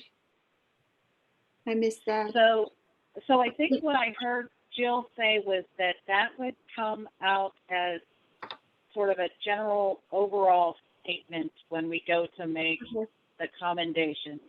I think I heard that correctly. So we're not eliminating that. We're going to more broadly capture that and how much of an impact that has. Does that make sense? Yeah. Okay.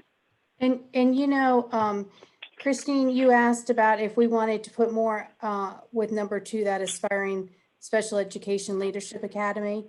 And yes. I said no, but I do think we do. I mean, even if it's something simple like, you know, Aspiring Special Education Leadership Academy that, you know, for selected teachers who wish to further their development, or, you know, something like that. Just so right. It specifies a little more what it is. So we'll expand upon it. We'll expand upon that. We're not just saying Aspiring Special Education Leadership Academy, but try to explain and what it is. Yeah. Right. Okay. Okay. Okay, so, you know, with that being said, if there's no further discussion, I'll call for a motion to approve the accommodations of the annual report.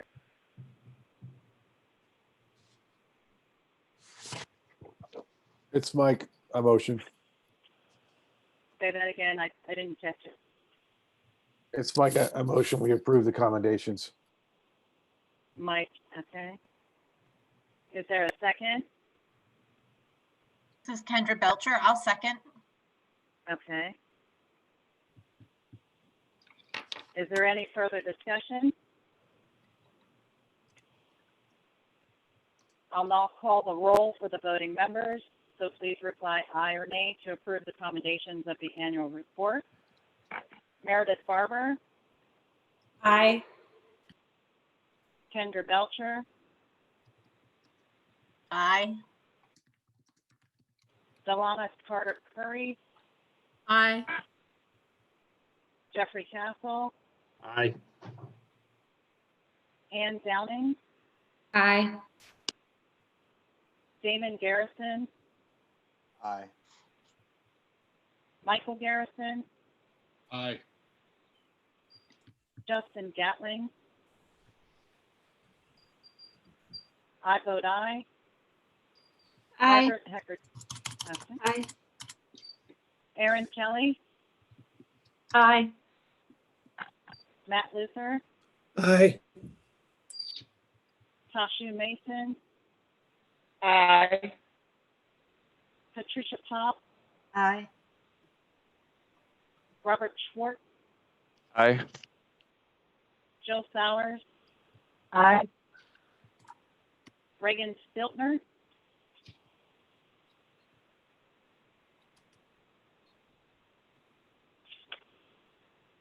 Brian Sumo, Aye.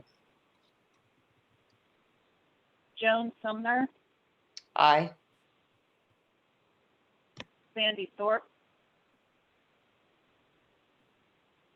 Okay, the motion carries and the accommodations of the annual report are approved. So now I'm going to turn it over to the subcommittee chairs to review and discuss the recommendations that are on page 7 of your draft. I've asked that Suzanne Bowers, who chairs the Family Engagement Community Outreach Subcommittee, sort of revisit some of the discussion that was had back in March and see out of their recommendations what they would like to keep. We've got several recommendations that existed on the report from last year, and some of those are referenced from the other subcommittees, but I'd like to hear from Suzanne what she feels her subcommittee is recommending. Okay, so you want me to first start with the one about continuing efforts to address teacher staff, that thing, right? On 7. You can, or you can, I don't know if it makes more sense to start with on page 8, I'm sorry. Right, okay. All right. On page 8, if you start with the work that you all did Okay. within family engagement. Okay, so we put there, and this was from Dr. Brooks, who was the higher ed representative. There was an issue with grant awards being released, and I believe this was for some of the higher ed programs, and she had asked that they be released prior to the fall semester.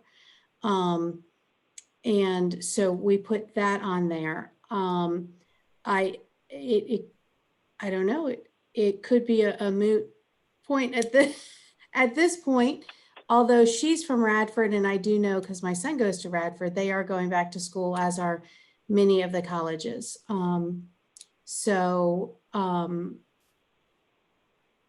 I'm not sure on that. I mean, that's all I remember of that. If somebody else on the committee remembers more. Yeah, I think, that's part of mine as well. And this is Brian Simo. Okay, Part of it thank you. was, I was going to ask who was speaking. I'm sorry. Yeah. Go ahead. it's all right. Part of that was, I think people were struggling to pay for the upcoming semester without having the grant funds released early enough, so they weren't able to go to school for that semester. And I think that kind of coincides with one of my points for my committee regarding teacher shortage. People aren't able to get into those programs or complete those programs as quickly as they'd like because of the money not being released or made available to them when they need to pay their tuition. Thank you, Brian. That's what I forgot. So, originally I thought, well, maybe this wouldn't be something that we need to keep on there right now, but because it does coincide with policy and regulations recommendation and has to do with that teacher shortage, which I'm afraid is going to get even worse now that with COVID. Right, I think maybe we should keep that there or somehow merge the two. If I may add something briefly. Sure. So hi, this is Rob. I'm the one who does the really in-depth constituency reports every quarter. And I have spoke with a few members of the Higher Education Disability Services offices over the past quarter. And to kind of branch off of the efforts to address the teacher, staff, and other professional support shortages, I would like to add 2 things to be considered in the recommendations that are attached to this, if that's possible. Sure. Sure. Okay. So, and I'll just read them in full, and then we can kind of see what happens. So the first one would be to support and fund mutual partnerships between faculty in higher education and disability services staff through faculty leadership programs for accessibility and course design and implementation. And the second one would be support and fund programs that retain and expand the current focus on universal design required in the COVID-19 pandemic. And these are both rather long-term. From my constituency discussions, one of the considerations that has come up, as Dr. Hollins mentioned earlier, is this thinking of how can we pivot from these challenges to understand how we can improve for the long term, and the focus on bringing faculty into the fold as leaders in disability services, and the focus on making universal design a primary step in course design for faculty. Those things have both been really strong considerations from these disability services offices in this period. So I would want to add those 2. Okay. It was just, I struggled to hear you there after you made those 2 recommendations, and we'll come back to those. So we'll put them on the list of recommendations and then revisit them after the subcommittees have an opportunity to share out what their discussions were. Okay, thank you. Is that okay? Yeah, just wanted to bring that up. No. I think it's great. I think we would need to have what you're reading from, because I struggled to hear some of what you were saying, and I apologize for that. Not a problem. Okay, now I hear you. There we go. I said, could you maybe type it in the chat? Say that again. Could he maybe type it into the chat? I can do that, and then I'll send it to Ms.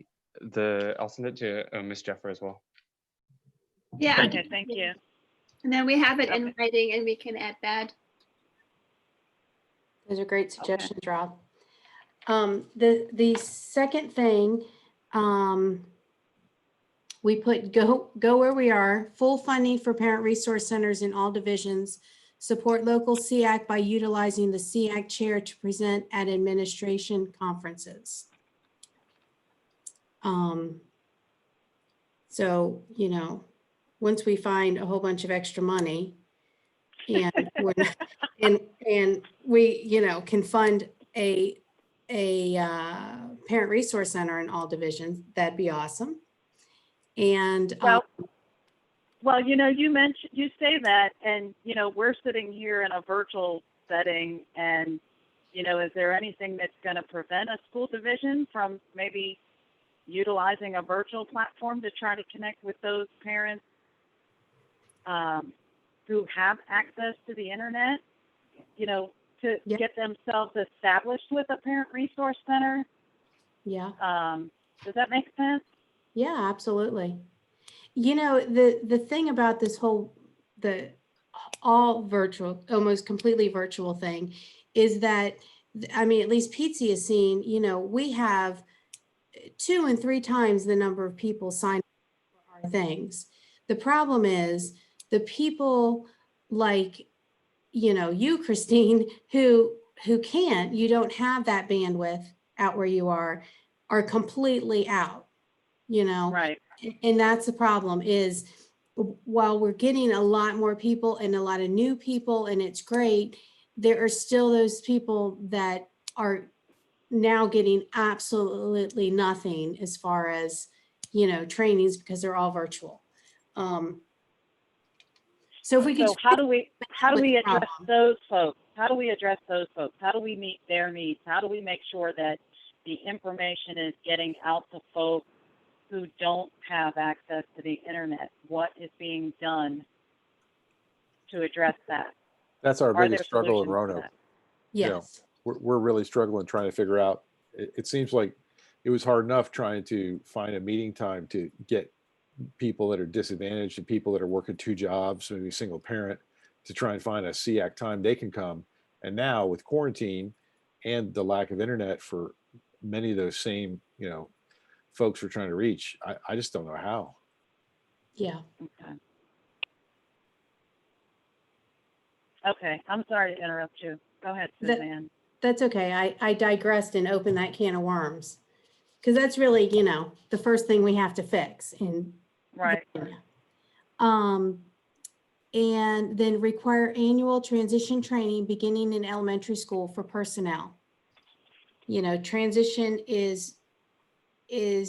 has such great potential, in the schools that are doing it well, or the IEP teams, I should say, that are doing it well, are doing it really well, and you can see the success with the students.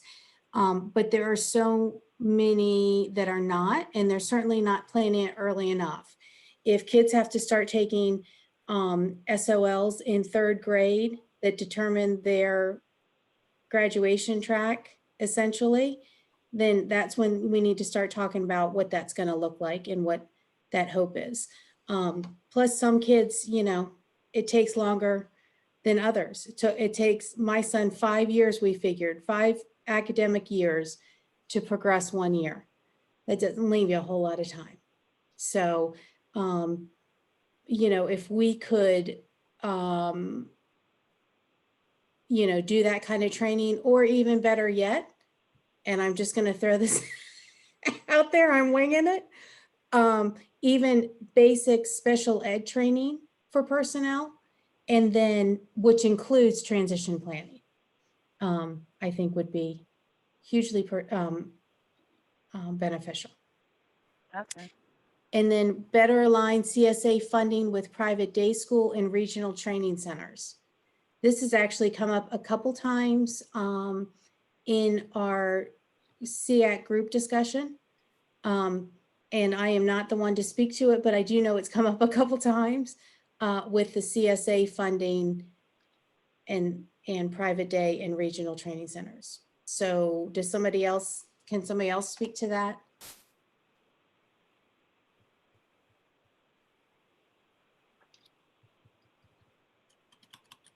I don't hear anybody speaking, but to that It's point, Mike. but It's Mike. okay. I wasn't involved in it, but I think that is a really, really good point because it was quite contentious and difficult out here in the Southwest. And what was it that was difficult for clarification purposes? What having parents and private day school and the CSA and the districts be on the same page about the process. There was a lot of graciously, there was a lot of confusion about, you know, who was responsible, how are we going to do it, and to be fair, no one had ever been in that situation before, but I think it's an opportunity to do exactly what that thing says, better align that process so that everyone involved understands who's responsible and what's possible.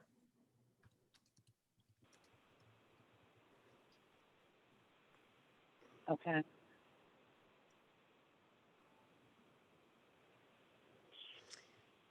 Okay. And then in-depth training support for school administrators on special education regulations. We are finding that, you know, everyone looks to the school administrators, obviously, because they are the final decision makers on things, and they are not necessarily trained or well-trained in special education regulations. But of course, that could actually be combined with number 3, if we did, you know, special education training for personnel, you know, to include, you know, transition planning starting early. And so we could combine those. And I will tell you as well that during our first capacity building training that we had virtual, and it was parents and professionals, there was a lot of questions and a lot of discussion. It took three full-time staff members, almost full-time, to answer all of the questions and discussion from teachers and parents alike, and they would talk to each other as well. But there was a lot of questions about the special education and just, you know, basic special education policies and such. And then they also mentioned a couple times, it was mentioned about like regular ed teachers, you know, coming into meetings, and they didn't know what they were supposed to be doing. And so Pizzi came up with a lot of things that we're going to follow up and do some trainings on and fact sheets on and such. But, you know, I think it would benefit everyone to do that kind of training. And I know that VDOE had back to basics. And so just kind of a continuation onto that maybe. I think the discussion ability is the discussion part of it, I think is vital, as opposed to just watching, you know, a video or whatever, because then they can kind of talk back and forth. They can ask some of their questions. They can share concerns and that kind of thing. And I think that's even more important. I would love to have it in person, but, you know, since that doesn't look like that's going to happen anytime soon, you know, at least doing it where there can be some kind of discussion or feedback, or, you know, a bat phone to VDOE that can answer questions, well, that kind of thing. So you bring up a really good point based off of your observation. Is it out of the realm of possibilities, or do we know, is there somebody tasked or at VDOE tasked with, could there be a hotline for anybody to type their questions to and get responses if they're not understanding the special education regulations, or they want help, but they want to remain anonymous?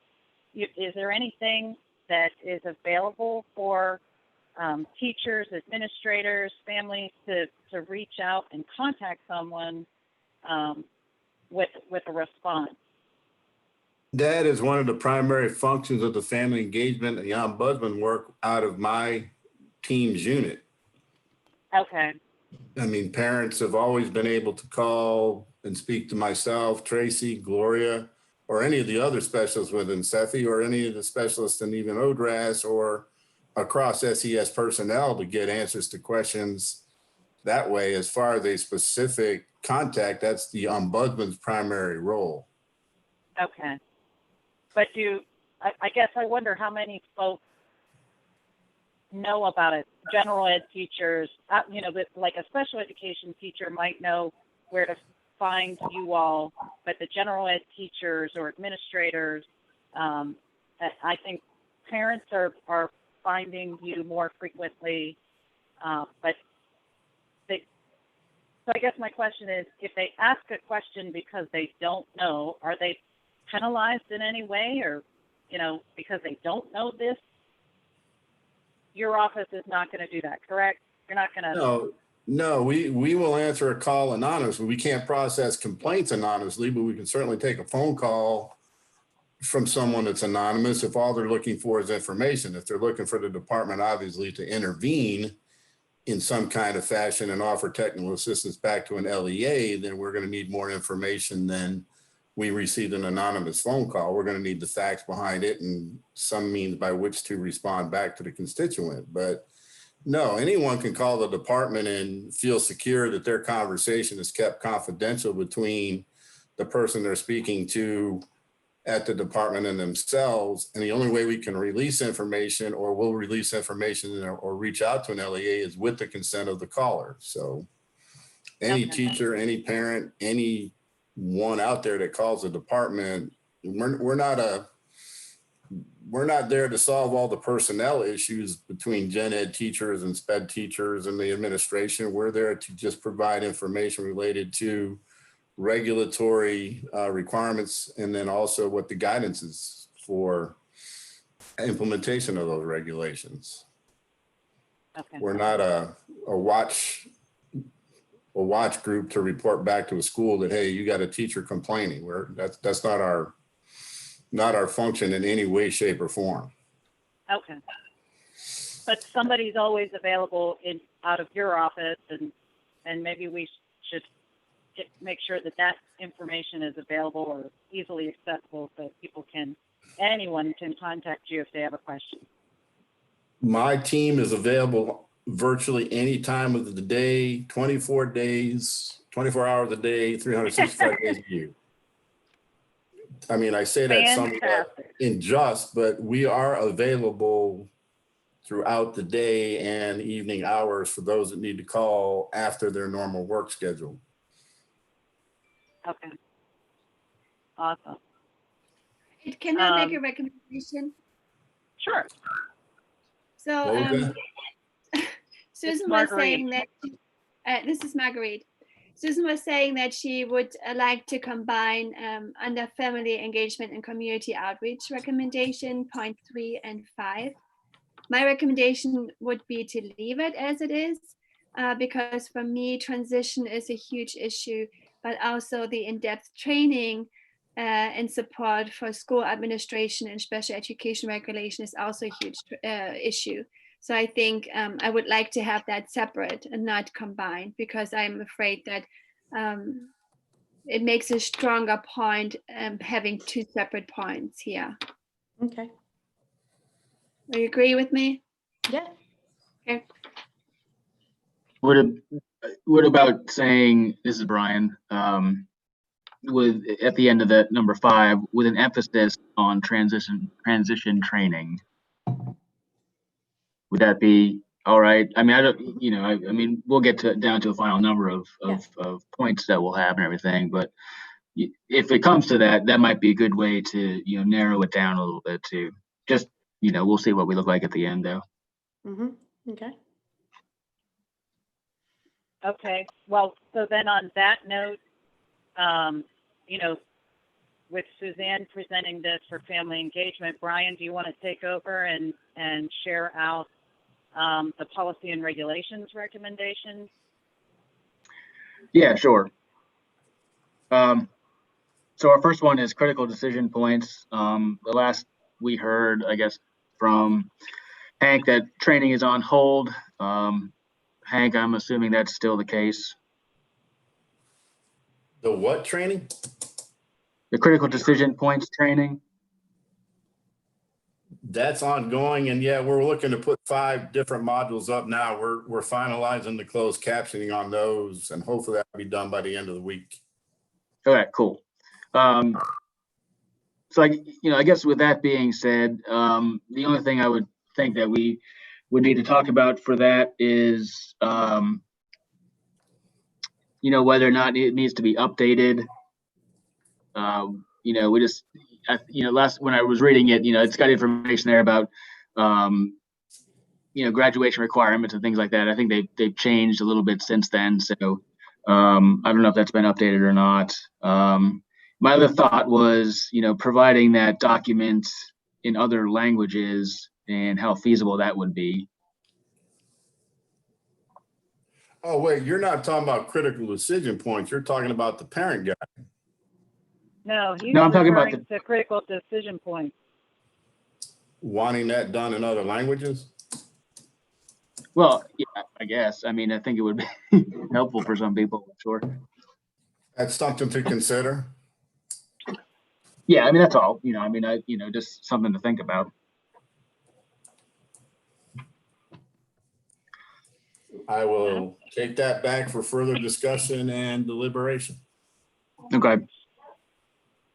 Number 2, quicker review of teacher applications. Again, that kind of goes along, I think, a little bit with teacher shortages. I emailed Hank yesterday and asked about the possibility of an online application or online renewal process. I certainly understand that's a major undertaking that would need to occur. I think that's something that we can, at least maybe investigate to see the plausibility of it and whether or not the department would feel that it would move things along quicker. So I'll ask this question as a follow-up to that. Do we know if, and I'm trying to peruse through the final legislative report, was there anything within the final report that touched on those points so that we're not having, not that they aren't a concern for us, but if these are legislative items that have gone into effect July 1, do we then need to reiterate them within the annual report and include them? And I don't know if there was some of that language in this report. I apologize, I'm thinking out loud. Sorry, go ahead, Brian. That's okay. You mean the report from last year? No, so the final legislative report was released for the 2020 bid of Virginia General Assembly. Oh, okay. And so they addressed teacher education and licensure. Sure. Yeah, and I guess another point to think about too would be, the extension of licenses to be 10 years. I think Hank, what are we in year 2 of that? Yes, I believe so. So it might be another couple of years before we see an impact on the ability to process applications and renewals faster as well. Would you agree with that? Yes, I would. Okay. So that's something I guess maybe just to keep on the back burner. I guess give that a chance to work through, and then we'll see if things are moving quicker. All right, and I will reach out and speak with someone in teacher licensure, just that you guys have put this forward for them to take a thought at, not to generate any process on it, but just to share with them the idea that you presented. Yeah. It just as and just a investigation of if that would help or not. or how hard it would be. So that, I think we talked about teacher licensure and teacher shortage enough. Dyslexia, continue from the last one. The last one reads, create additional, more advanced modules for dyslexia, dysgraphia, and other specific learning disabilities. Consider more in-depth annual training. Right now it's a one-time deal, but I think we had talked about it being updated every so often with new research or those types of things. It's pretty basic. Yeah. I think what could be helpful to make it more,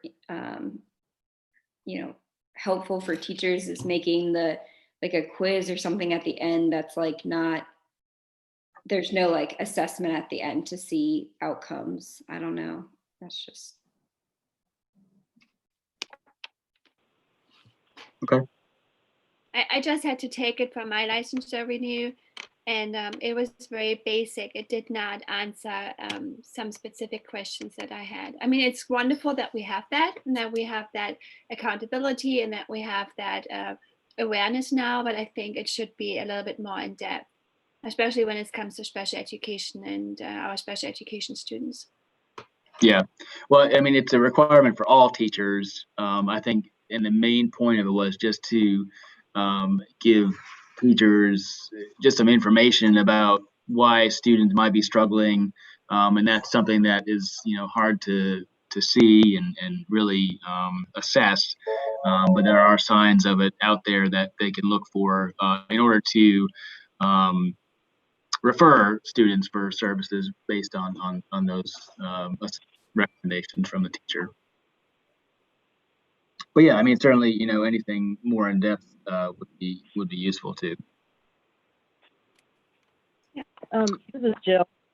I think, and Hank, you can correct me if I'm wrong, or somebody from VDOE. I think the intent was for the basic, because it was for all teachers and part of their licensure, that the intent was to be basic. And I believe, I can't, from your office, Hank, I can't remember her name, but Kim, is it Kim Bowserman Brown? Yes.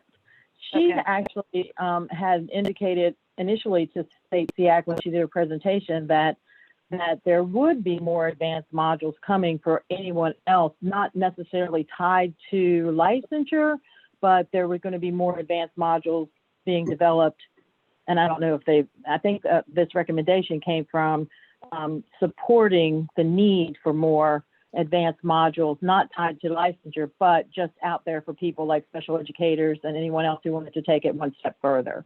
So I think our recommendation came out of continuing to support that initiative for her to do that and her office to do that. Is that correct? That was my, Yeah, that was my recommendation. Yeah, that sounds right. I think, and even so, those modules can be used to put for teachers for renewal and things like that. So, if those options are out there, I think that's good. I think if I remember correctly, the idea was to have more in-depth module, but then they were running out of time and out of money. And so then the Dyslexia Association was kind of, talking with them as to have more in-depth module in the future as well. So I think there was some issues with that to roll it out as fast as they did. Yeah. Okay. Next, we have the parent guide, and last year, let's see, they were talking about our last year's recommendation was revise the current parent's guide to special education and develop various versions, including video and multimodal formats. The last I saw, it was being worked on, and there's no projected completion date. I don't know if that's any different now, Hank. It is being worked on. Let's just leave it at that. Okay. So, I mean, with that being said, I don't think we necessarily need to include that in as a recommendation. Yeah, I think it would be appropriate to remove that recommendation because that project is underway. It's just things have gotten in the way again, such as school closures, COVID, those kind of They things. should have more time to do that then, right? You did Okay. say you work 24/7, Hank. I'm sorry. I didn't- I'm just throwing it out there. But, to But that's that just 2 days a point, week. Let me just say that I do check on the process, the progress of that every now and then because I get asked about it every now and then. It is not a forgotten deal. It is on the to-do list. It is on the priority list. And there actually has been at least one staff member assigned to work on it specifically. It's just a completion time is hard to determine right now, given that that work has to come out of the Office of Dispute Resolution Administrative Services. And as you know, they are swamped with complaints, due processes, and mediations right now. So some of the administrative work obviously has to take a slight back seat for a moment until they get back in line and got things back under manageable control. I mean, it's manageable, but I mean, they're just constantly working complaints. And that's not to say that there isn't work done on this new guide. It's just that it's not moving as quickly as anyone would like. And that includes the people in ODRAS.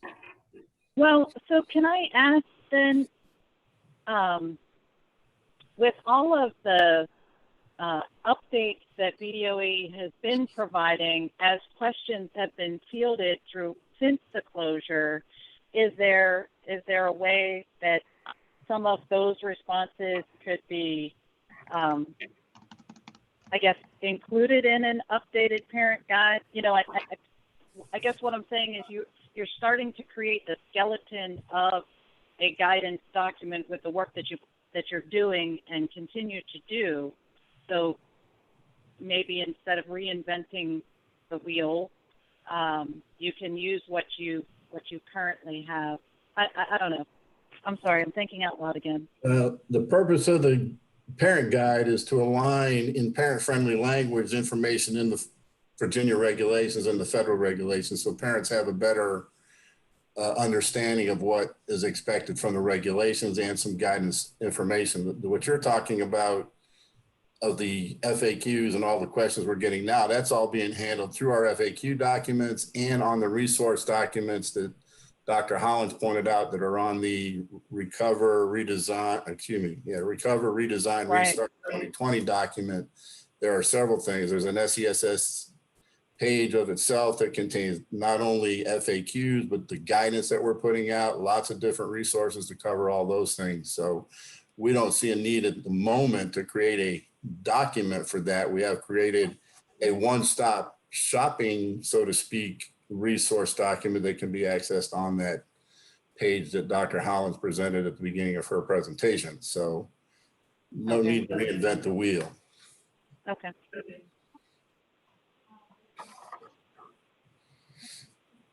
Brian, I'm sorry, I interrupted you again. No, you're fine. I was just looking at something. So the last one, and I'm going to bring this up, and I don't know if anyone else was planning on bringing it up, but this discipline of students with disability.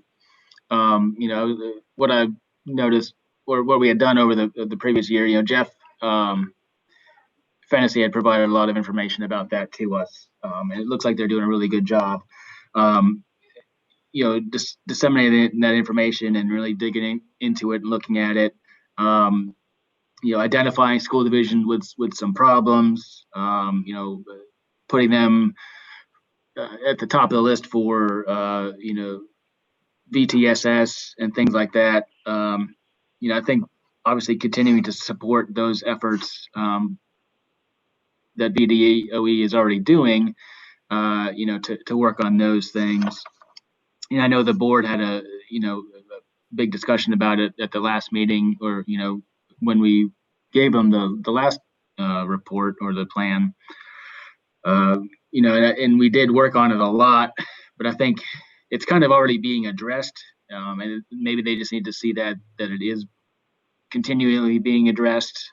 So maybe with that number 6 bullet point there, I think we should just continue to support the efforts that they're already doing, for students with disabilities in terms of discipline. Okay.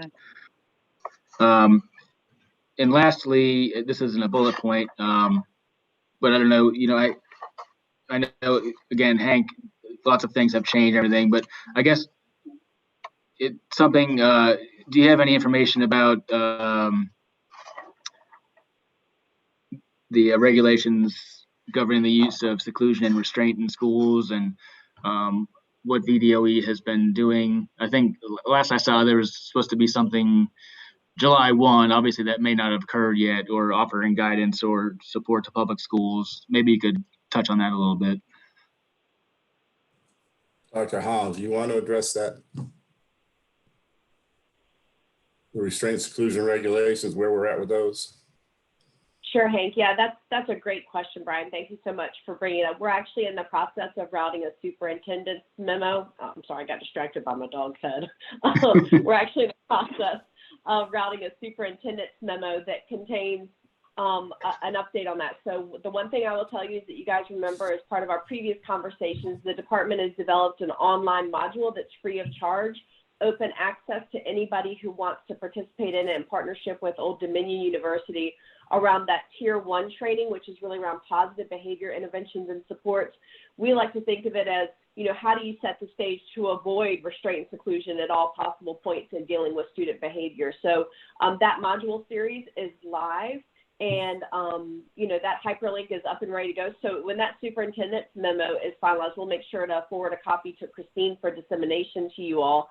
The other part is that school divisions around the state, and this is representative of each of the 8 superintendents regions, have applied for, and in all cases, with the exception of 2, have been awarded their financial support to implement training to support the regulations being fully adopted by school divisions.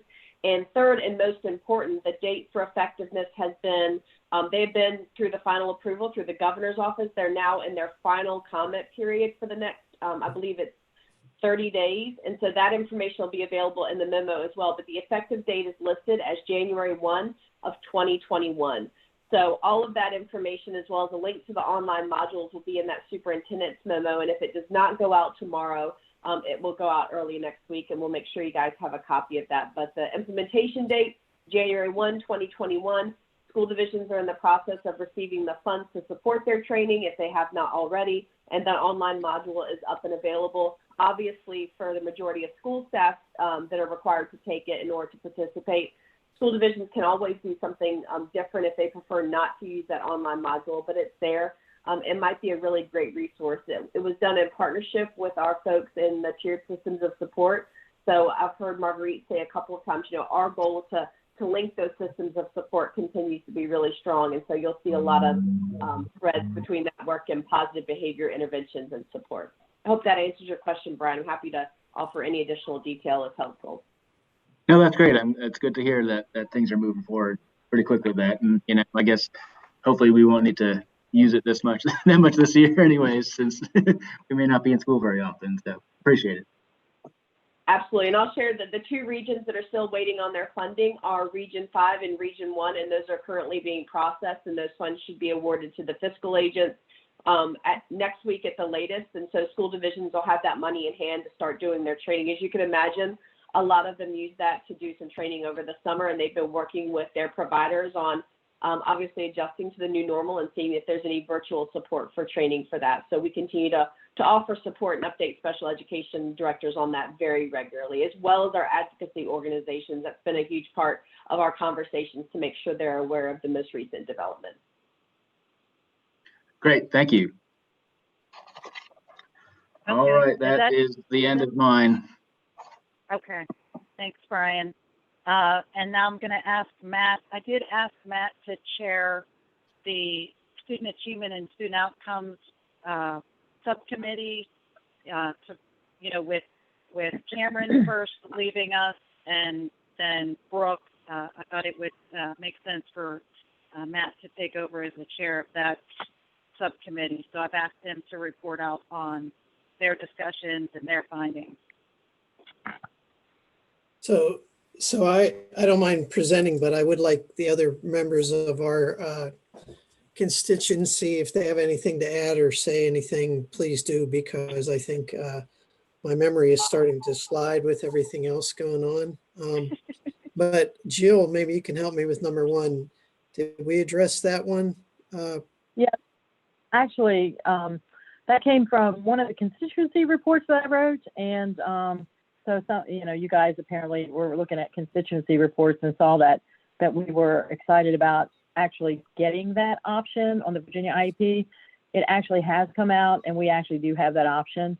And now that we're in virtual mode, but actually for us, that option is pretty helpful anyway. But as far as being working remotely and virtual for public schools, that might be something that they'd want to consider. But we actually did purchase it. It was an add-on feature because it incorporates more than just this electronic signature. It incorporates the ability for parents to actually look at some parts of the document, and they have a little bit more access. But we are using it, and there's some glitches, but they're working through those, and so far okay. So we actually have that. I don't know, if the committee would want to I don't know how it came about on your work group, but if the committee would want to look at that, it wouldn't really be specific for Department of Juvenile Justice. It might be a recommendation that might be specific for school systems that would like to look at that through the it's through Virginia IEP, and it is an add-on feature. So there's a cost involved. So there's the information. If you need anything else, I'd be happy to share. Thanks, Matt. Thank you. That if I can clarify that, Jill, it sounds like that's really a local decision to want to add that on as a feature if they're utilizing the online IEP system. Otherwise, it's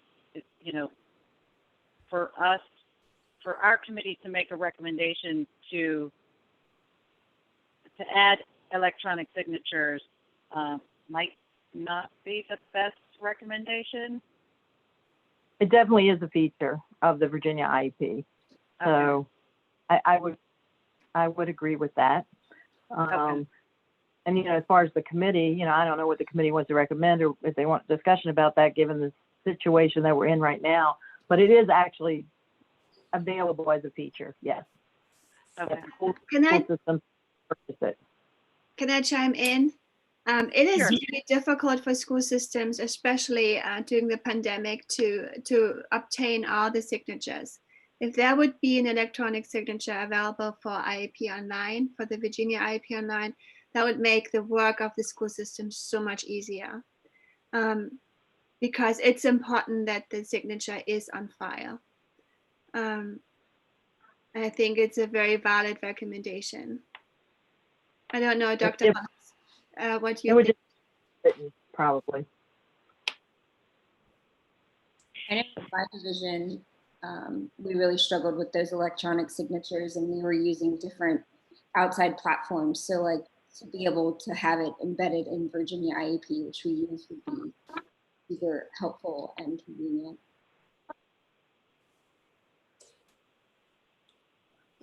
I don't know if anyone else wants to comment, but I had to participate in several virtual IEP meetings, and the school system sent me something to sign. I don't remember exactly what it was, but that's all I can say about that. I had to, they were able to get my signature through a different, I don't know what they purchased, and I'm only speaking of York County. I can't think of the name of it. But it sounds like it'd be easier if we had it incorporated. Is that what I'm hearing? Yeah. Yes. And so is it a recommendation that we make to the Board of Education or to the department? Because this report is going to the board. Yeah, Christine, this is Sam, and I apologize, I have to step out for another meeting in a moment, but you're correct, in our administration of Virginia IEP, I think this is a recommendation that would serve as kind of your direct communication with our department, since obviously Andrew works on that project and hearing that feedback. We've spent a lot of time preparing and providing guidance for our FAQ on the utilization of electronic signatures and really trying to be super cautious of ensuring parental consent while also abiding by some of the confidentiality pieces that are at play. So I think this is in line with many of the things that we've helped school divisions to work with over the last few months. But I think this is an example of direct communication that can happen with us, and we can continue to get you updates and learn a little bit more about this without it having to be a recommendation to the board necessarily. Okay, that's what I was asking clarification for. Thank you, Dr. Helen. Okay, Matt. Oh, I'm sorry. Yeah.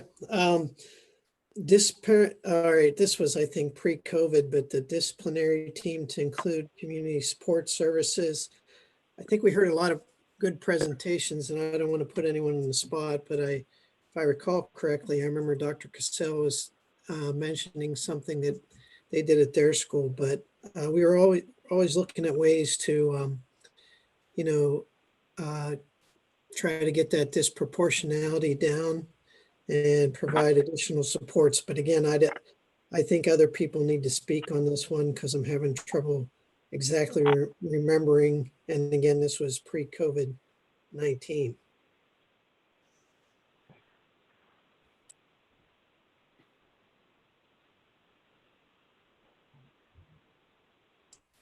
Or maybe no one wants to speak about it. I'm sorry, Matt. I was hoping, I heard you call out for Dr. Castle. I don't know if he's still on the line. I don't remember. I'm trying to remember what we were. I mean, we had a lot of good presentations about some creative things people were doing. And, I don't want to put him on the spot, but I believe he had mentioned some stuff they were doing, which, sounded pretty creative. And I'm not saying it was the only thing, but I thought I heard something, and I don't want to put him on the spot, but. Well, you have already, Matt, but that's okay. I did. Admittedly, I was a little distracted. I was in the back of the class having a side conversation, but actually with the executive director of student services, who Mike can help. I think he's bolted on me now. I will just add, just be thankful it wasn't a fire. That's all I'm saying, and I'll leave it at that. But go ahead. I'm sorry, Dr. Castle. Help me with the question, Matt. Oh, we were talking about this. One of the recommendations was disciplinary teams to include community support services.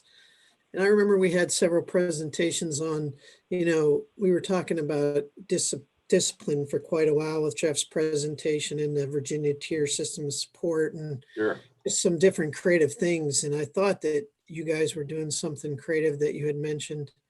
Yeah, I don't know how creative necessarily, but just you and I did have a side conversation there about we have a division-wide discipline committee, but it involves our school social worker as well as the executive director of student services, and actually my assistant superintendent sits on it as well because we do think it's really important. But it's the school social worker part that we found has so much information and so many contacts and so many resources that are available to students and families. And it's pretty surprising sometimes when you learn the underlying issues and what appears to be some of the conditions that manifest themselves in behavior problems. So I think that idea of the school social worker or who then can connect those families with various agencies and resources that really assist them in dealing with the trauma that's at home. And that we found families are receptive to that, not only receptive, but appreciative of that discussion and being able to provide resources. And we're finding that it helps a great deal with our discipline rate. The word's not coming to me, but our recidivism rate, we don't see the same students coming back as often. It also gives those students a connection to somebody and some resources out in families outside of the building. So it's not just the administrators in the building that they're dealing with. No, I really appreciate that. I didn't mean to put you on the spot, but I was trying to remember that recommendation. And so thank you. That helped a lot. And I don't know if anyone else on our team has anything they'd like to add.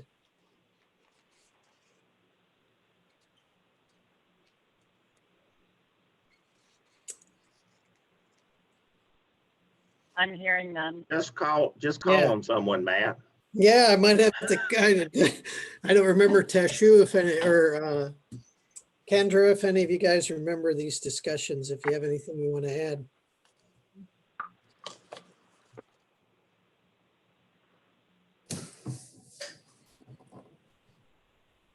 I guess not. So the question I have is, the way it's worded, is it maybe using the example that Dr. Cassell just gave us? If, I don't know if we need to have more discussion, but maybe to include social workers and other school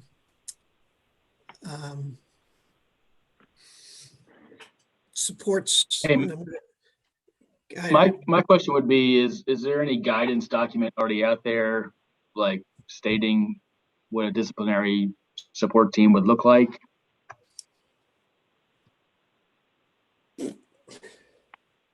And that question came from, I'm sorry, I didn't know who asked that. I'm sorry, it's Brian. Brian, you're causing issues with me here, buddy. No, I don't Yes. know. Well, I mean, I don't know if you knew or if anyone knew, if there was some sort of guidance document out there. That might be okay. I'm sorry. I referred to the discipline committee. It's really a behavior support team. Yeah, I agree. And, you know, there is a guidance document on the VDOE website in terms of what school social workers are supposed to do, but it's up to each locality what the scope of the school social workers is involved. And so, yes, and I agree with Dr. Castle that the behavior support team and this, especially the school social worker, is involved in providing resources.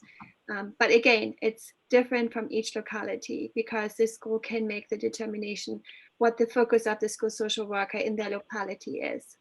Does that make sense? But if we, in general, as school social workers, we have a better understanding of the resources within the community and to connect families with resources, and that's part of our job description.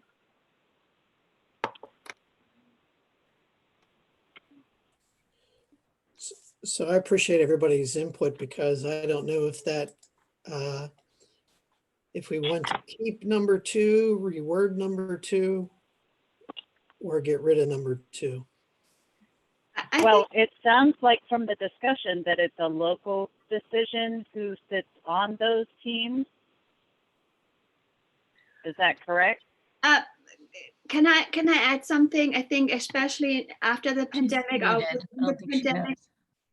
it is really important that we keep that because I think our role as school social workers might change a little bit more if we get more guidance from the DOE, because I think the role is really, really important to connect students with community resources and support services, especially also for social emotional learning.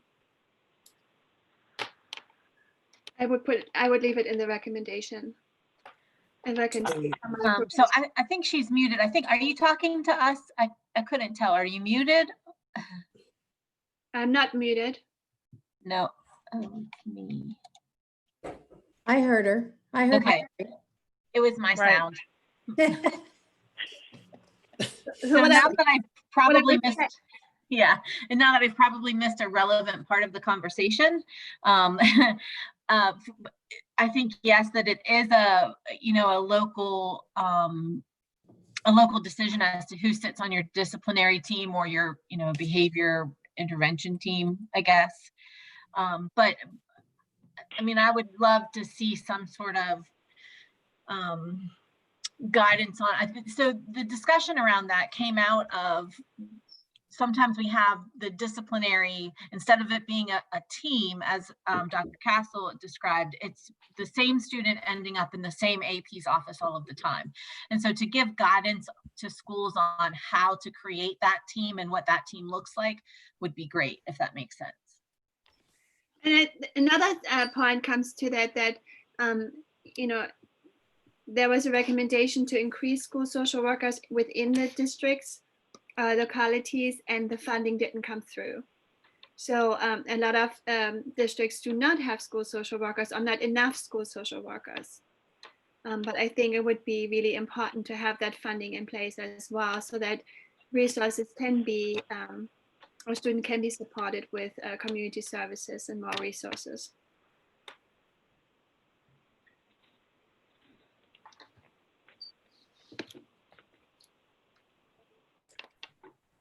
Well, thanks Kendra and Marguerite for everybody for their input. I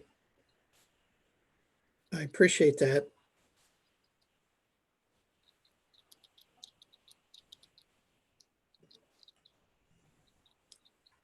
I don't know if you guys, if we need to discuss this further. Well, Matt, if I can, it looks like that you've got your second and third recommendation. They look to be almost saying this. Well, not necessarily. Well, I think part of what we were trying to get with number 3 is that the students that we've been, Dr. Hollins mentioned it, we all mentioned it, the most vulnerable are students with disabilities. And with COVID-19 obviously in place now, prior to us expecting that to happen, we were looking at trying to connect families with supports in the community to help individuals be successful for life after high school. So the question would be, how do you increase those partnerships? We've heard, again, we heard some creative ideas, but just making sure that that is a focus, if we could keep it as a focus, but I don't know if, again, it needs to be included or not. And I'm trying to remember our entire discussion around it, but that's what I recall from our previous presentations. Okay. And discussions, but anyone else can feel free to chime in.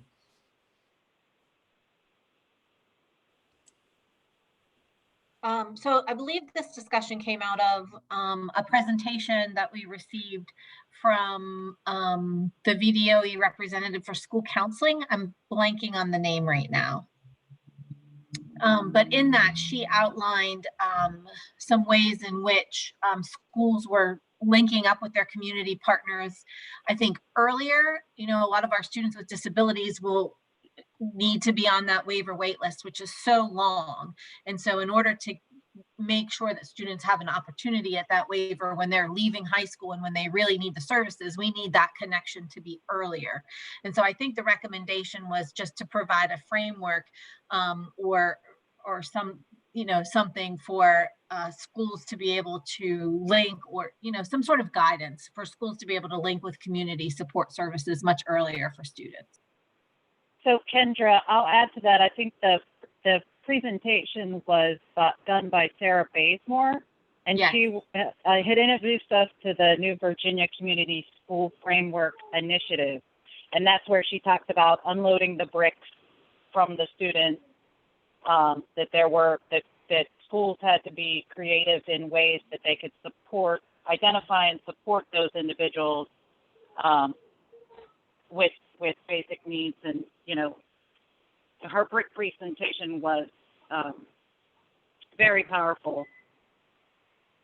But I do recall that her doing the presentation and addressing this.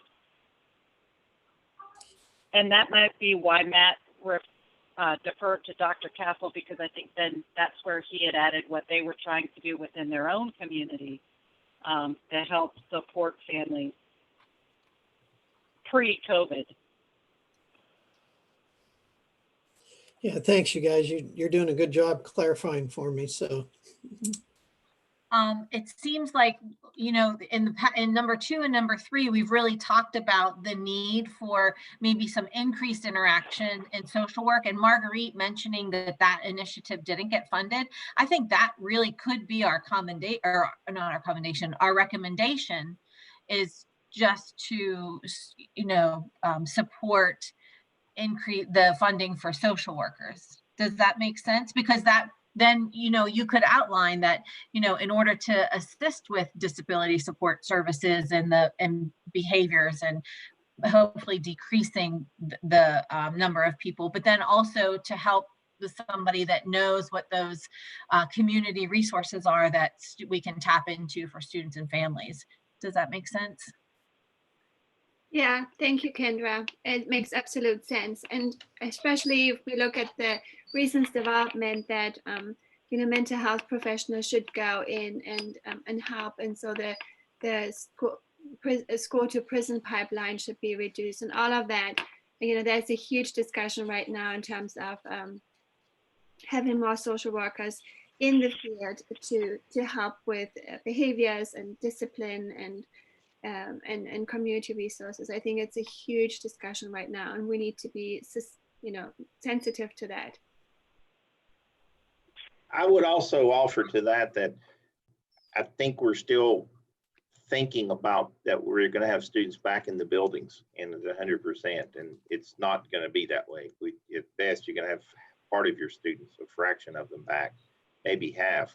I think all school divisions are offering some virtual or remote learning option, and that's going to be a significant number of students who aren't going to be coming into our buildings. For some divisions, and maybe all of us, we may all be 100% virtual for at least part of the year or the start of the year. My point being, these community partnerships become increasingly important to us to support our students, not just with their behaviors, but all the other supports that they need when they're not coming to school. For our most vulnerable students, school is, for many of our students, school's their safest place. And especially our students with that are very vulnerable need those supports. And we've managed to partner with some groups here during our meal distributions. We do curbside and delivery of meal distributions on Monday, Wednesdays, and Fridays throughout the pandemic. But we've partnered with some agencies to provide hygiene products and diapers and formula and those kind of things for our families. And just a lot of information from, in fact, some of our social services employees volunteered to help during those meal distributions and distributions of supplies, which gave them the opportunity to connect and have some conversations with families.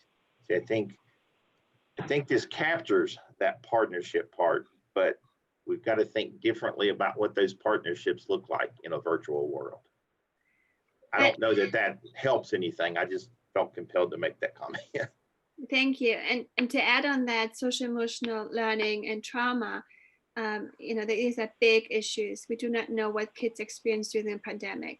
And we do not have a way sometimes now in the future to really put our hands or eyes on those kids who are really the most vulnerable. And I think school social workers can help with that and do social mapping or resource mapping with the kids and really find out who is the most vulnerable and do home visits.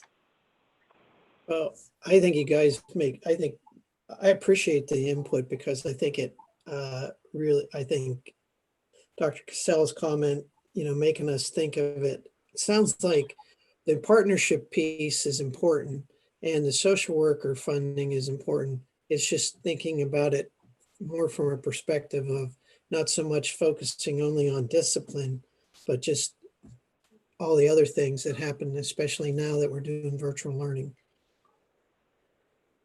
Is that what I'm hearing? Yeah. Yes. Yeah. So we need a wordsmith. If you guys want the recommendation. If you think as a team, we strongly that we need to put something in there. Well, if I'm hearing everyone correctly, it's almost a two-pronged approach, because we need to first establish that funding is going to be required to obtain these individuals who can help support students and families. And then how do we, the recommendation to be able to support them both virtually and when they return. So it may be something that we come back to because, once you're finished with your report, we've got to come back and capture all of this and determine which of these recommendations rise to the level, number one, of being presented to the Board of Education. And I just lost my train of thought, so I'll shut up.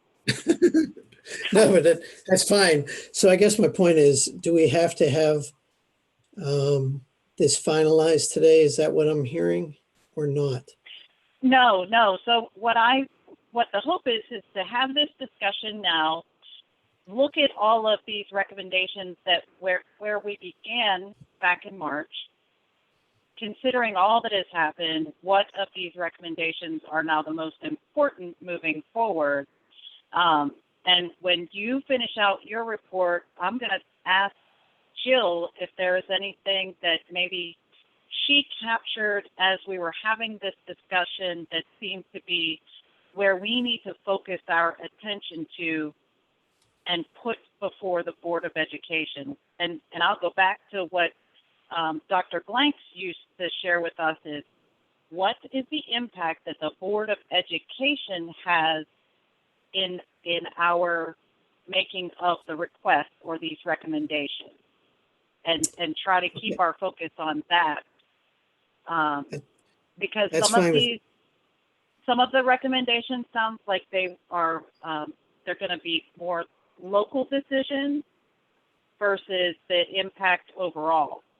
And I got you. So I would say, like the wordsmithing, when we go to when I call for the motion to approve the recommendation, as we get to that point, or when we get to that point, we'll try to narrow it down, and then we'll do something similar to what we did last year. Is okay, so here is the skeleton of what the entire committee is wanting to capture and present, and allow the executive committee to wordsmith as needed.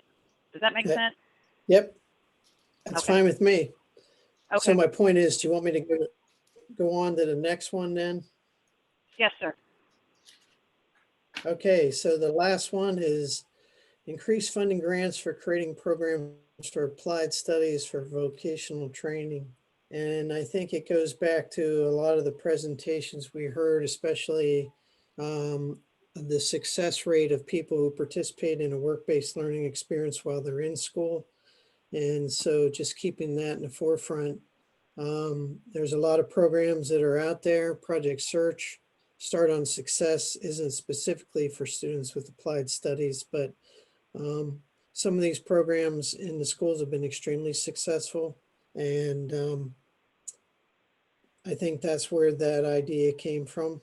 But again, anyone else on the team can add anything they'd like to add. So the programs you mentioned focus on very low student numbers because it takes people and time in order to have students in a vocational training program that gives them the services that they need to succeed. And so just, to have the opportunity or the model or the framework,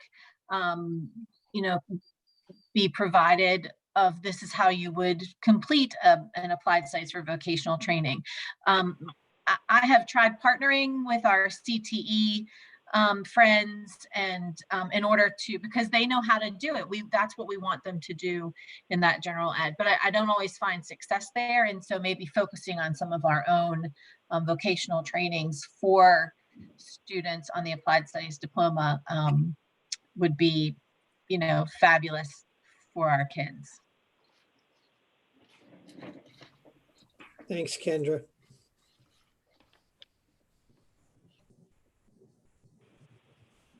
So I guess that's it. The only thing, I know one time we saw an applied studies and I don't recall on that curriculum, it was more of a outline of different options for you could use it for with students, but I don't recall anything about vocational training on that curriculum, and I could be wrong.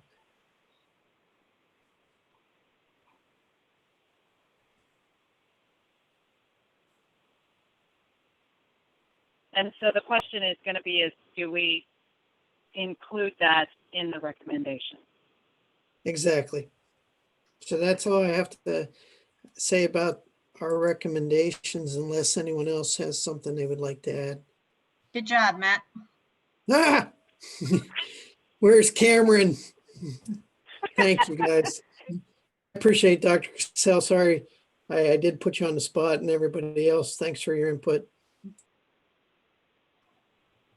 No, I think this was extremely helpful, but admittedly, this is a very exhaustive list of recommendations, and we know from past experience that we can only put forward a more narrow focused set of recommendations to the Board of Education. So I'm going to ask for Jill's help if she can, what out of this discussion from the list of recommendations, which, I didn't see us remove too many of them. In fact, it looks like possibly only, no, for everyone we removed, we added one. So we're sitting close to 15 recommendations right now. All right, well, thanks. I won't talk anymore for now. It's not your fault, Matt. Just say, did I just increase this to 15? What did I do? All right. No. So when we started off during Suzanne's part of the presentation, we removed her first item, but then Rob added 2 items to consider. In Brian's report, he removed 1, but then we added 1 back in, or maybe that became a commendation. We'll have to tease that out. And then within yours, we have, I think we removed 1. Yeah, the electronic signature. I thought that Samantha, Right. Dr. Hollins wanted us to do that with them. Okay, okay. Sounds like the other ones, we'll just have to see what people think of them, but sound like they might need a little more work, one or two of them. Okay. So Jill, was there something in what we were sharing that you noticed where we need to focus our attention? Well, I don't know if what I did notice was that last year we had 6 recommendations, and based on the conversation that we had going forward, it looks like we eliminated last year's 3rd recommendation, which had to do with restraint and seclusion, because that's pretty much on its way. And we also eliminated one of the bullets because we didn't number them, we bulleted them. And they're above. If you look in the reporting by online, look above the committee reports, and there's those 6 bullets. We also eliminated the Parents Guide to Special Education. So if we wanted to look at what we recommended last year and talk about, do we need those or do we need to substitute something else in? I think it's really up to the city where we feel like our priority would be for recommendations. What do we value going forward? I do like the one about the because we had a lot of discussion on it, and combining that 2 and 3 at the last. We always have a lot of talk about mental health. We always have a lot of talk about community services. So that one that we did where we combined 2 and 3 to support, to provide resources to create support teams or a support team. But then there was discussion about the local school division does that. So I don't know if we feel like that's important to have in a recommendation. But yeah, we eliminated 2 from last year.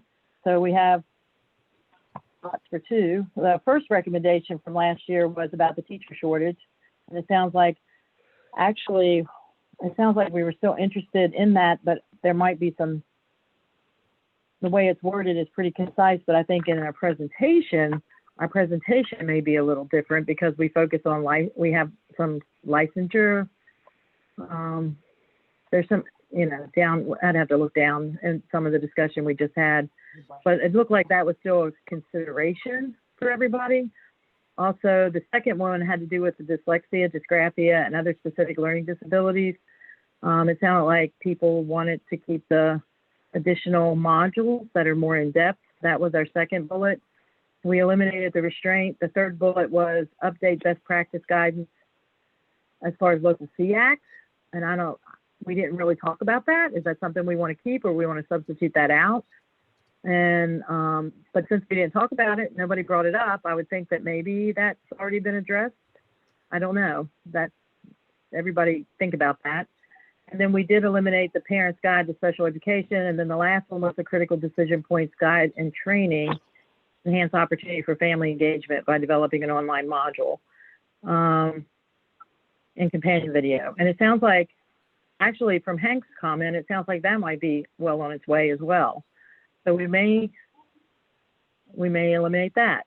So I guess what I'm asking for in my mind, we could eliminate those two last three bullets also.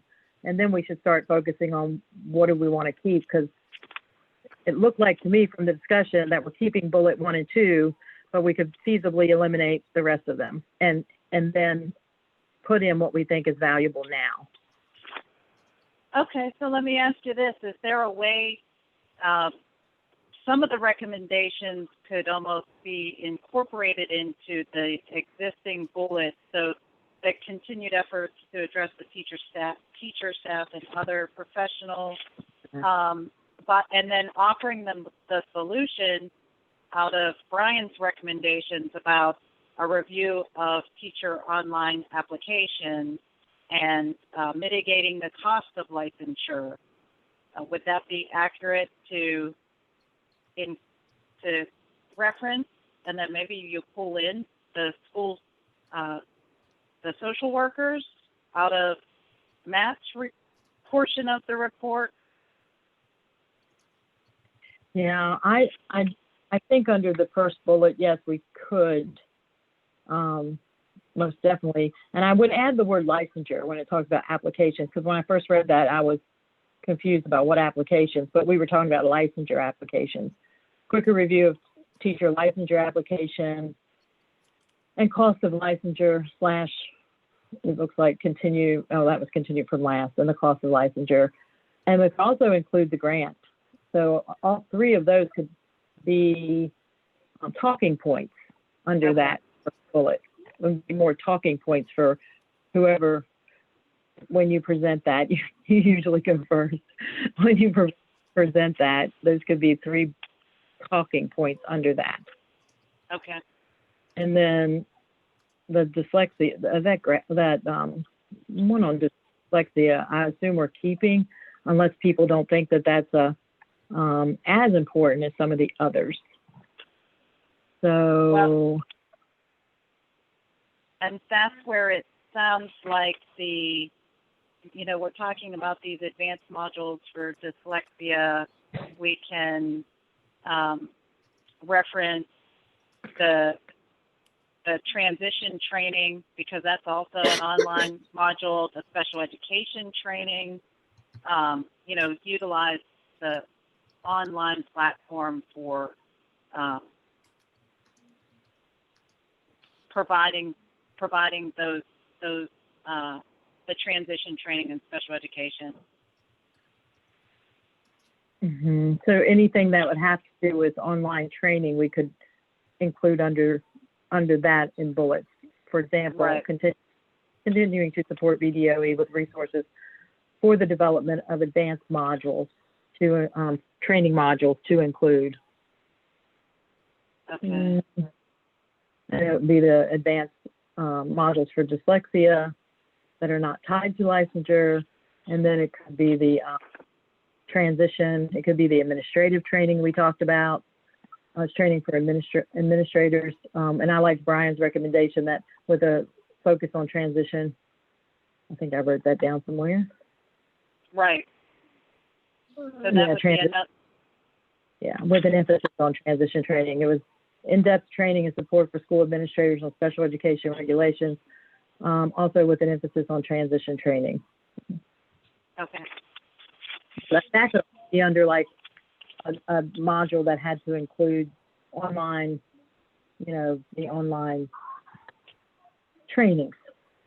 And then we would bullet which ones that we wanted them to focus on and support. Okay. And that pretty much takes care of.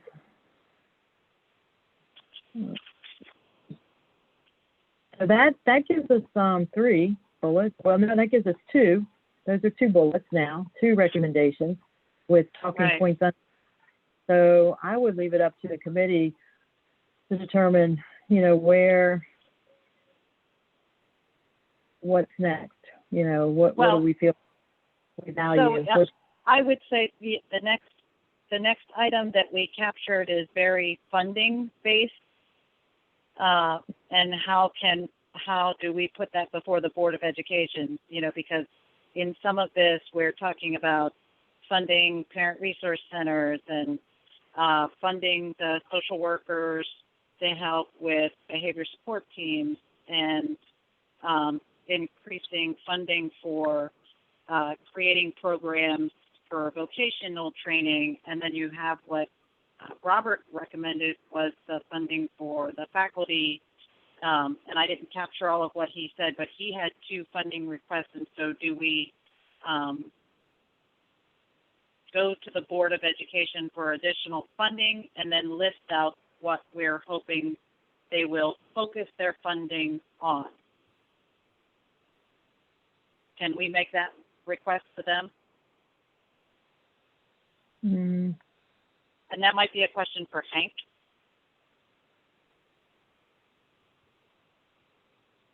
If he's still on the call.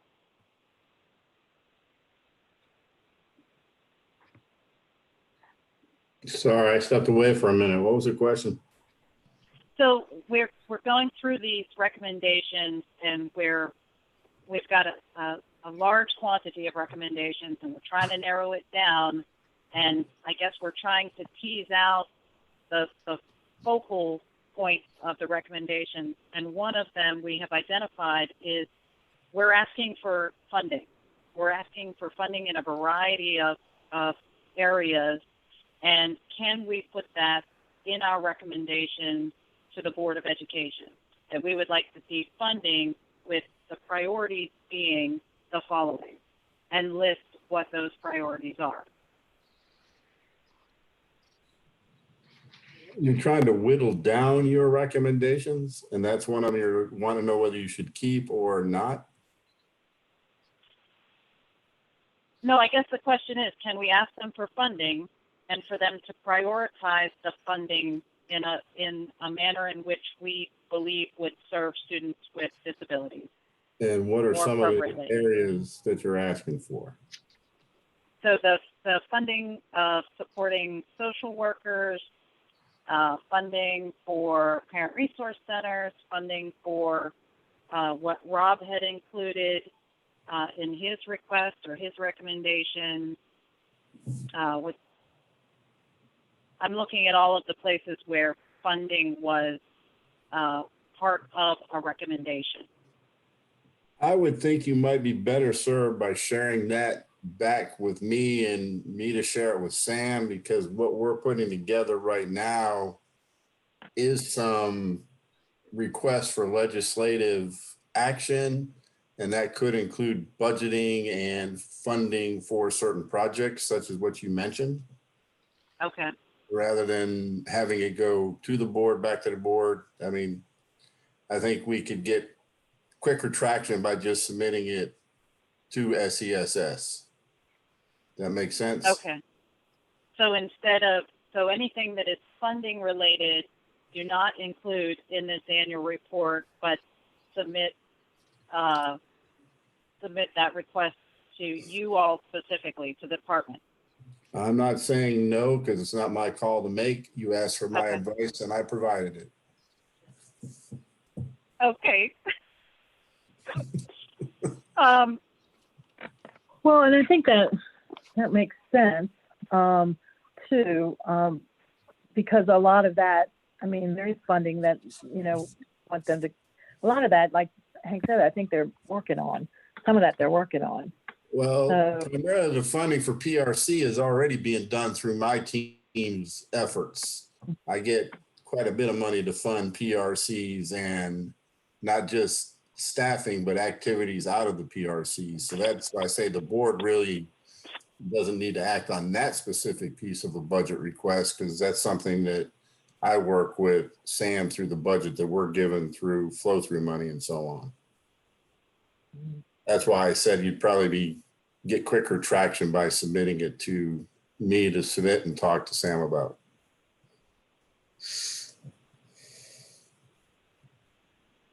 Didn't mean to cut you off, Jill. no, that's all right.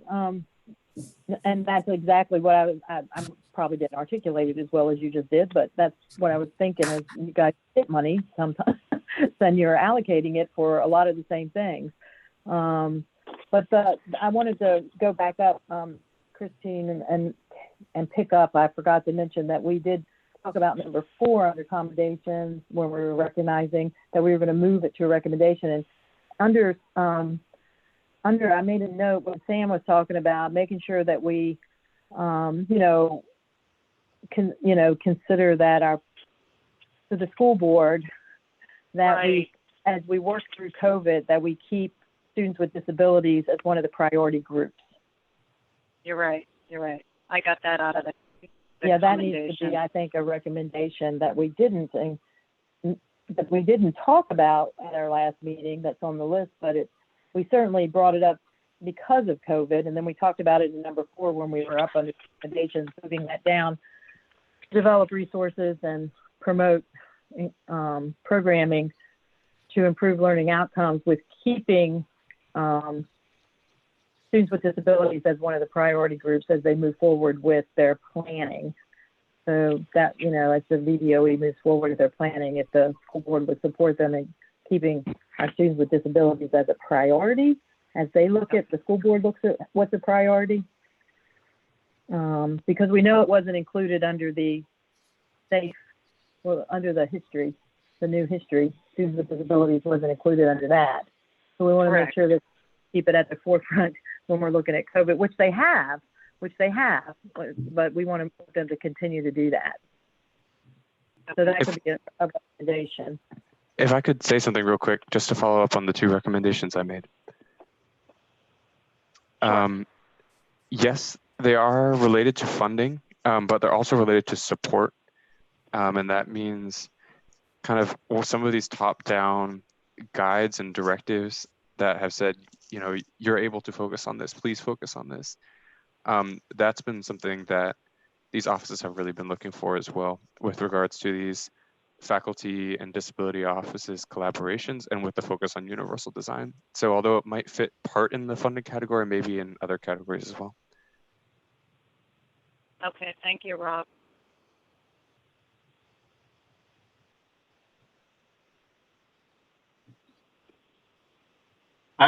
This is Brian. I have a question. Maybe Hank, you could answer. And this is in relation to Rob's recommendations. How much influence does the Board of Education have on higher ed?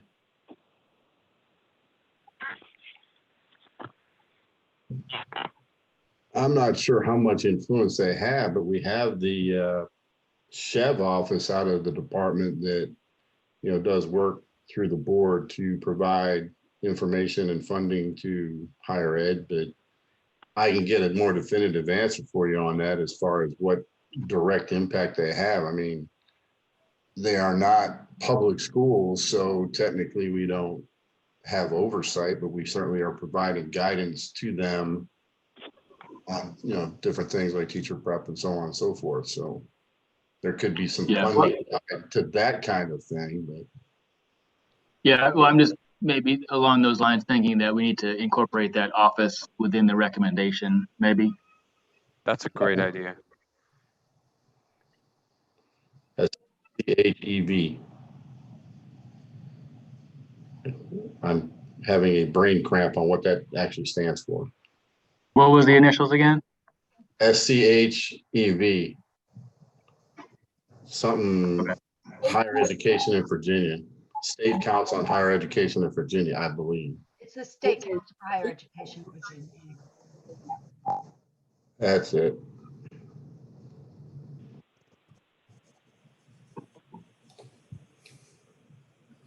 Yeah, I'm having a Zoom meeting mental cramp on that question.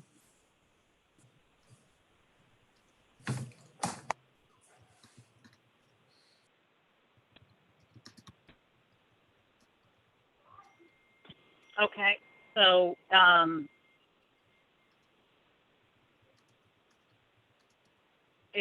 it sounds like, well, I guess without seeing Rob's recommendation, it sounds like we have something within his recommendation that could be wordsmithed into our recommendations that we're going to put forward. What else within the discussion that we've had is a priority in these current conditions?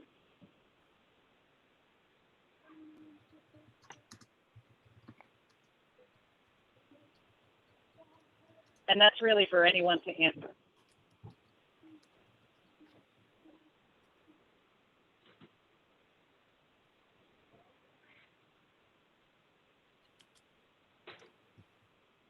Can we see what this looks like with all of the recommendations? I'm just struggling to visualize this a little bit.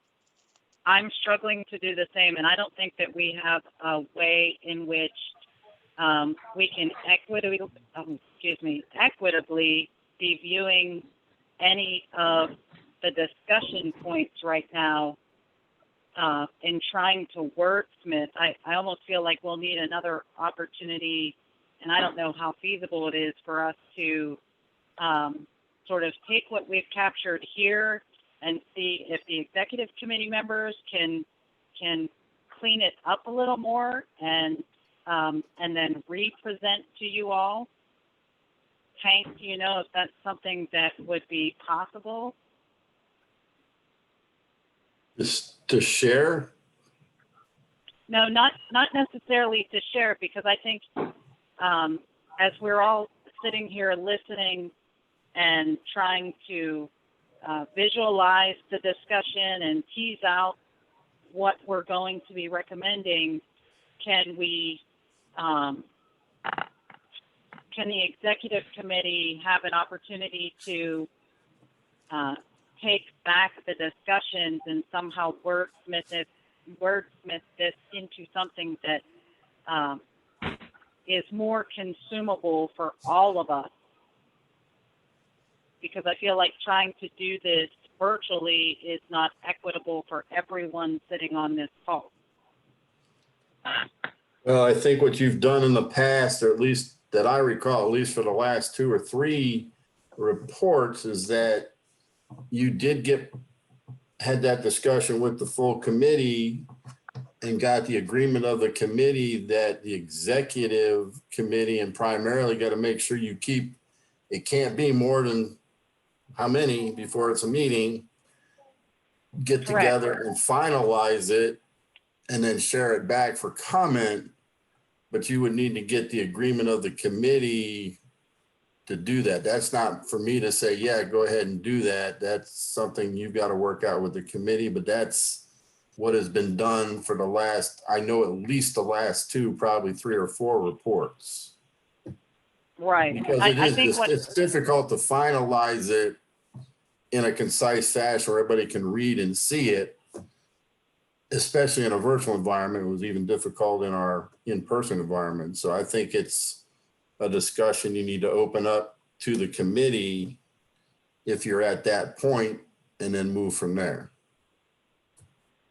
But you can't go away from here and then 2 or more than 2 of you meet without publicly announcing it, asking for public comment, because it would then be an official meeting. Right. And that I respect and completely appreciate. And I think it's just we're coming up onto the 3rd hour of us meeting virtually. I think the fatigue is beginning to set in, and we're trying to process strong recommendations to make before the Board of Education without having an opportunity to really take in and consider all of our options moving forward. So perhaps I can call for a motion to. And another option, Christine, might be that because we're meeting virtually and I found it a little easier to schedule and get everybody together through a Zoom platform, we could ask to have an additional meeting maybe towards the middle of August to review it again. I think that's a great More idea. helpful. I mean, that adds a meeting, but again, a Zoom meeting is easy to set up. I just have to go and get permission from the board, number one, and two, got to make sure that the agenda is approved to be done in accordance with the General Assembly's guidance, so on and so forth. So if that's how you want to approach it, then you put that idea forward and then I will respond accordingly. Okay, I think for all intents and purposes, that would be the best decision moving forward because it's beginning to become very challenging to process all of what everybody has heard, make sure that we are I mean, it would have to be a meeting precisely to look at the plan and review it, revise it accordingly, and then approve it and move forward. It wouldn't be, I mean, we'd have to open it up for public comment and all that, but I would ask the committee what their thoughts are, get at least some discussion on the two options, and then from there, take a vote on which way you all want to proceed. Okay. That's my recommendation. Okay, so committee members, those of you that are still with us, I think everybody's still on except for the ones that didn't sign on initially.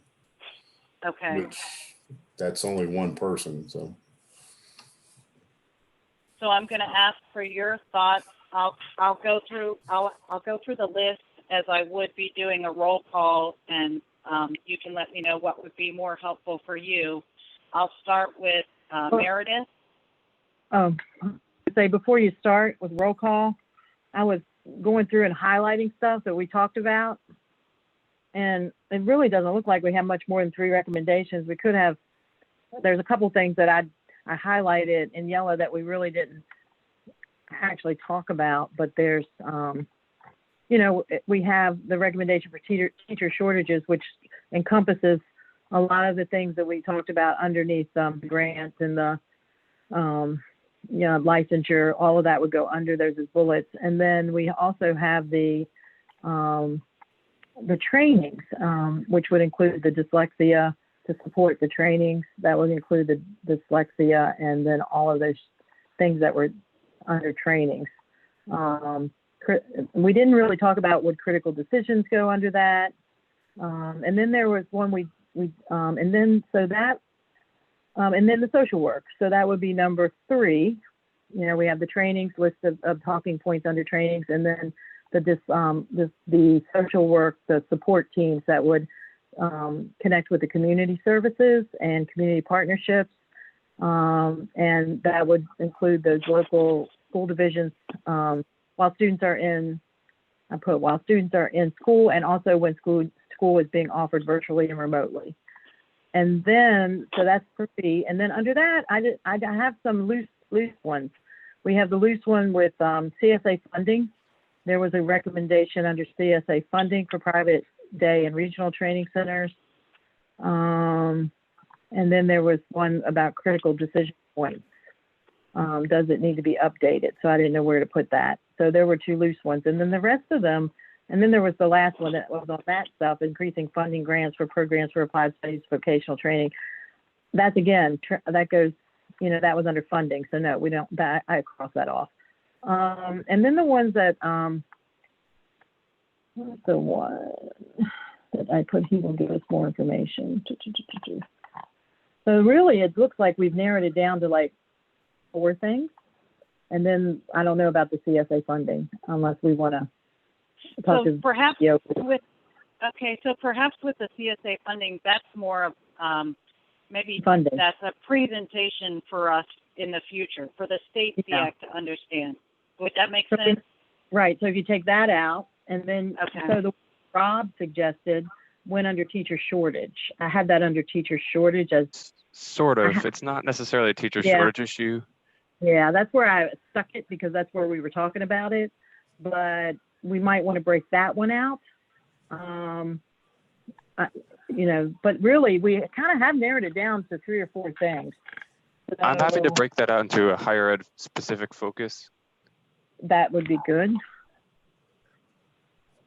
So that would give us the 4. And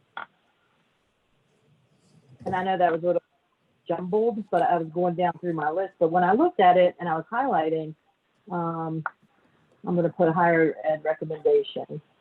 And Rob, you're going to provide us more information on that. So I looked at it and I'm thinking, well, we really have 4 categories. So 4 categories. The categories being teacher shortage, training, the higher ed, and then the school social work resources to create a support team, which would include student and family community support services and community partnerships while students are in school, and also when school is being offered virtually or remotely. So that's, unless anybody has, any other, I just wanted to put that out there because it really does look like there's only 4 things that we're looking at. And Christine, the other thing you want to look at if you're going to propose having another meeting in August is, I just did a quick count just by where I believe everybody's at. There's 8 people on your committee that are school division personnel, whether they're a superintendent or a classroom teacher or a support person. And if you schedule that meeting in August too late or at a wrong time, you may not have the ability to have a quorum, because if I understand right, a lot of schools are looking to begin opening, whether it's virtual or in person or a blended way, in August. I think also the longer delay, I'm not it will speaking for impact anyone action. specifically on the committee, but I'm just saying from the Commonwealth's perspective, we see a lot of opening plans for August or proposing. Nobody's really finalized everything. That's a very, very reality. Thanks for bringing that up because you're right. And actually it's not. I didn't count you, Joe, because I didn't see your name. I only saw the number, but that's 9 that I count that are in some way directly related to schools. And I know your kids are there all the time, but you're going to be going through some changes with the school side as well, as far as what you're doing. Yeah. Given other things that have occurred in that facility. But so all that's going to impact on availability of the committee members. I think Jill summarized it pretty good. Maybe we should just vote on what we have. It'd be great if we could read each recommendation too, if we're gonna. That I think we could do, Christine. Somebody could share the written recommendations. I think that's what Rob was asking for. Can you see it in writing, what we've said or what's being proposed? And they might feel more comfortable saying, yeah, we agree with that. Let's just go forward. No need to have another meeting. If we can read it for audio if people are on the phone too. Right. Well, right. And that's okay. So did anybody within the committee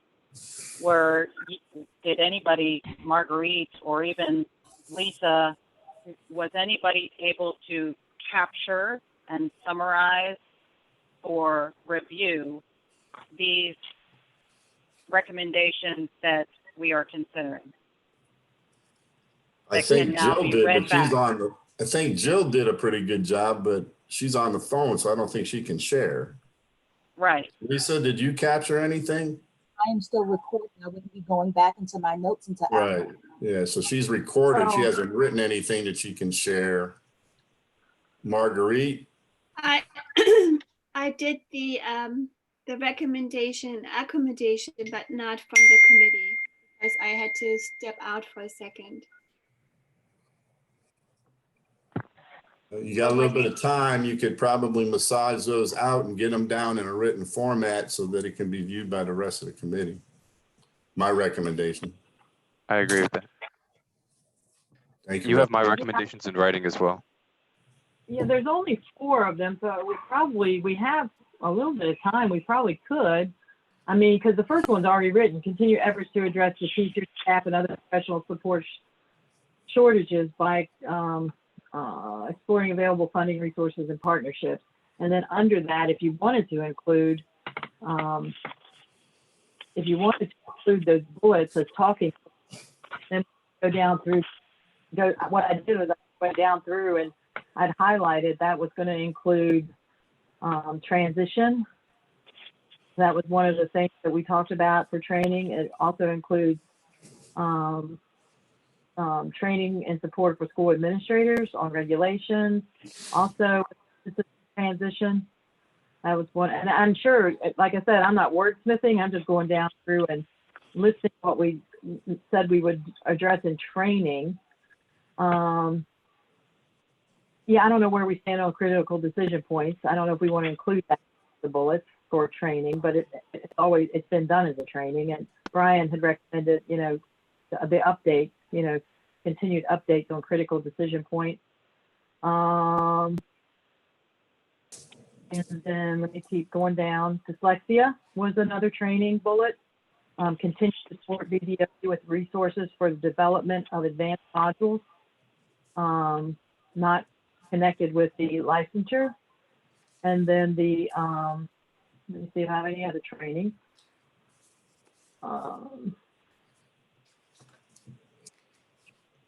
Jill, do you have these written down? I have, what I did was I took the draft, and as we were going through, I highlighted trainings and things that we wanted to keep, and then in yellow things we had questions about. And then I went up and under the bullets, I just put training under bullet number 2 because that was dyslexia, but I haven't added I just went down and I had them highlighted. This is a training, that's a training. And then under the third recommendation was the school counseling, and I wrote a paragraph that I thought sounded okay, but I read it. I mean, we could certainly wordsmith it. And How about we do this? Can you read the recommendations that you're putting forward? Let Marguerite get them typed into whatever draft she's working on. And then you can print it up for everybody, and then we can worry about wordsmithing it later. Yeah, wordsmithing I think everybody wants to see what the recommendations are, the final recommendations are, and then have any additional needed conversation.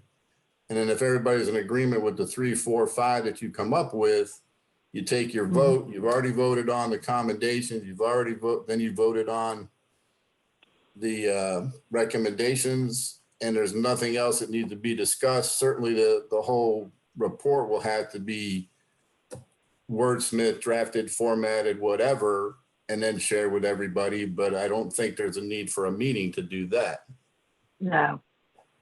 And that way nobody has to worry about trying to fit in another meeting with everything else that they're going to be faced with within the next, well, even now, but even more so when schools reopen, no matter what phase, no matter what format. I know Jeff doesn't have, another space for another meeting probably, and the teachers on the list probably not. And I think it would be best if you could finalize it today. You've got a whole half hour left on the time. I know people are getting tired, but I'm not speaking for anybody, but I think it would be best if you could finalize today and not have to burden people with another meeting when there's so much other stuff facing them as the weeks ahead start to materialize. So could we give everybody a 15-minute break and then we work on putting it, or do you want people to stay online and while we do it? And then, It's your meeting. How you do it's up to you. I've just made a recommendation for you all to consider. yeah, I was asking Christine, and I should have said, Christine, how do you move forward? Do you want to give people a break and then come back as we work on it? Or do you want everybody to, and want people to be a part of it while we're sitting here working on it?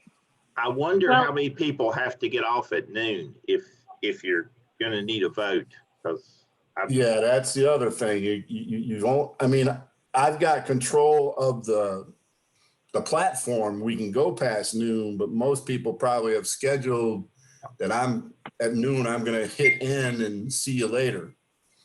So, because that's why we scheduled it from 8 to 12, so they can make plans for other activities.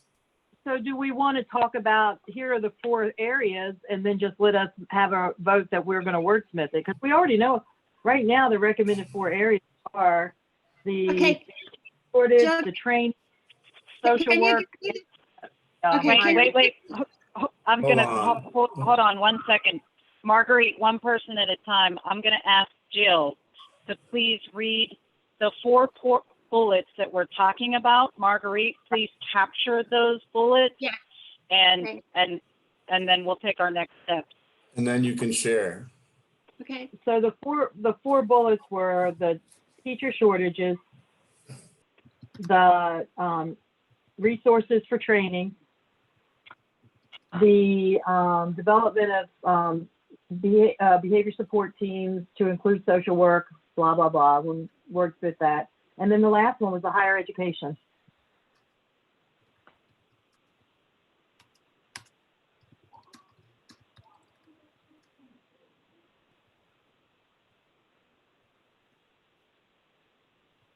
And those were the 4 bullets that I identified, but if anyone else thinks that we left something out or that they feel like, based on our discussion, but if anybody else feels we need to add another one or pull one out separate, please. Right. What I'm doing is typing it in the chat box right now, the 4 bullet points, and then we can vote on that. Is that good? Because I'm working on 2 different computers here.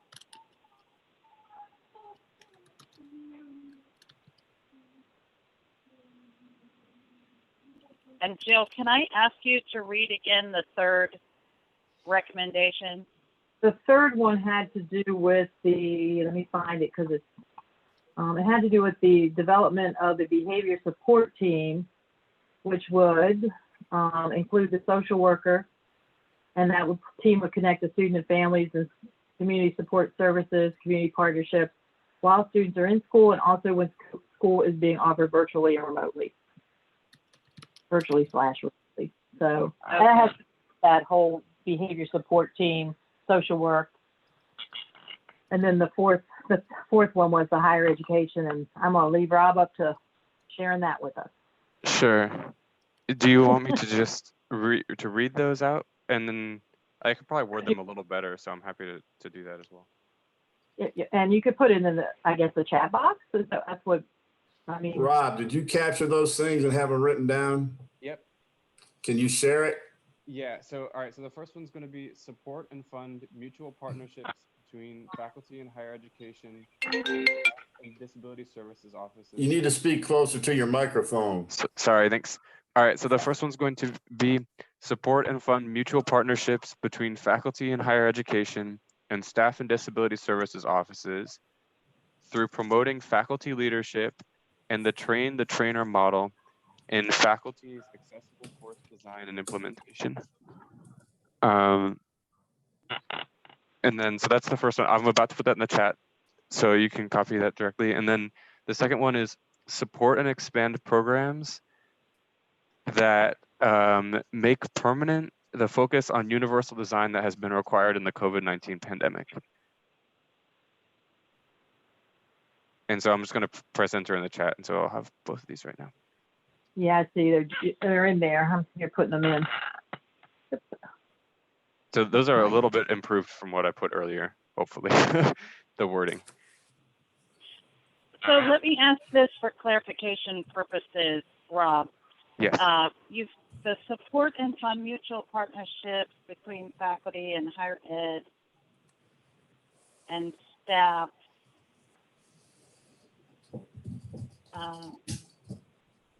So is that more training? Is that going to fall under our training bullet? Somewhat, it could, but I think the difference is this is more of a partnership between two different parts of the higher ed field. I think that's the focus. So then I need some clarification from Hank. Is our focus not pre-K through 12?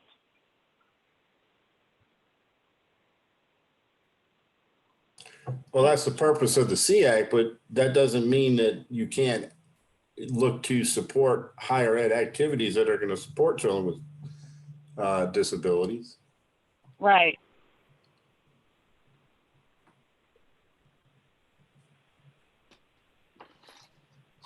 Yeah, I mean, I think what Rod's getting at is we need to fund more teacher prep programs and better programming and so on. But that's y'all's call again. I mean, so it does go into that. It does fall into that teacher recommendation that we are making.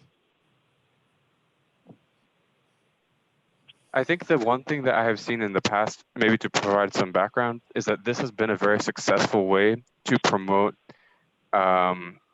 a real pursuit of accessibility in higher education, is to have faculty involved with the disability services office instead of having them be kind of combative and separate, which happens in some cases. And so the focus of this first point is to help provide these mutual partnerships, and so that faculty can take the lead in some of these initiatives. That is something that I've heard again and again in my constituency. And this represents, for those students who are coming out of K through 12 and into this next stage, how can they be best supported? And this is one of the methods that has been very strongly emphasized to me. Okay, and I wouldn't disagree that that isn't extremely important. I guess I'm looking at, we're in the middle of a pandemic that has schools closed, and what is going to help our students with disabilities in pre-K through 12. Am I wrong in thinking that? But we focus on transition programs too, right? And oh, right.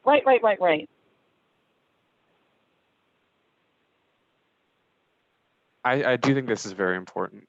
And I think one thing I've heard is that there has been a need for faculty to start taking the lead on more of these initiatives in the pandemic, and they have been coming to the disability services offices and saying, how can I do this? And so, yes, I would say this is really important to focus on during the pandemic, is how can this information be something that faculty have ownership of as well? Okay. I would check with the committee, see if there's any further discussion on that, Christine, and if not, or if there's no reason why it can't be added to the recommendations. That's all they are, is recommendations to the board, and the board can determine whether or not they're appropriate for them to address further. Oh, okay. Well, okay. That makes sense. This is Mary. Can I add something in? Rob, I agree with you, but I think I tend to agree more with Christine that right now, while this is an absolutely important issue, I'm not sure that this is the year to maybe make this as a recommendation because of the pandemic and because of the issues that K-12 schools are facing. My personal vote on this would be that this would be something we would revisit next year as a recommendation. But for this year, I think the focus really needs to be more on K-12. I hear where you're coming from, but I think, and particularly because I'm the constituency that I've focused on is in higher education, and so I'd like to stand up for them at this point and say, yes, I think there are challenges across the board, and I don't want them to be left out of this either. It's been really tough on a lot of these individuals to manage some of these, both from kind of their point in the pipeline and looking at further up the pipeline. And so I think it is important that we can make sure that they have a voice in this as well.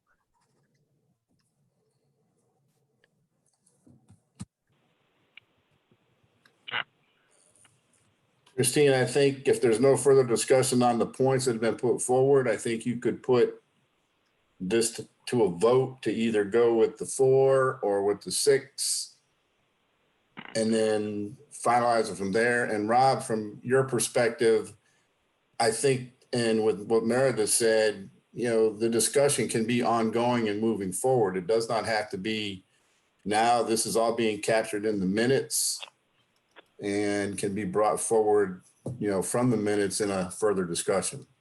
Right, but we only have we have this opportunity to make an impact through the annual report, and these are challenges they're seeing right now in the pandemic. And so I think to wait would be to do them a disservice, in my opinion. But I also understand the desire to. I mean, I understand the. Okay, and so Rob, I appreciate and I respect your opinion a great deal, and your insight and these relationships that you have developed with your constituents. That being said, I almost wonder if this isn't a recommendation for a focus for the state Sseac to look at, so that we have something, to Meredith's point, to bring back to the Board of Education next year, with our primary focus being on the pre-K-12 population. And so perhaps that can be a presentation that we hear, so we can learn about strategies and how they can support students with disabilities. Is our focus specifically on the K through 12 though? Because I'm under the impression we have representatives from higher education, we have representatives from transition programs.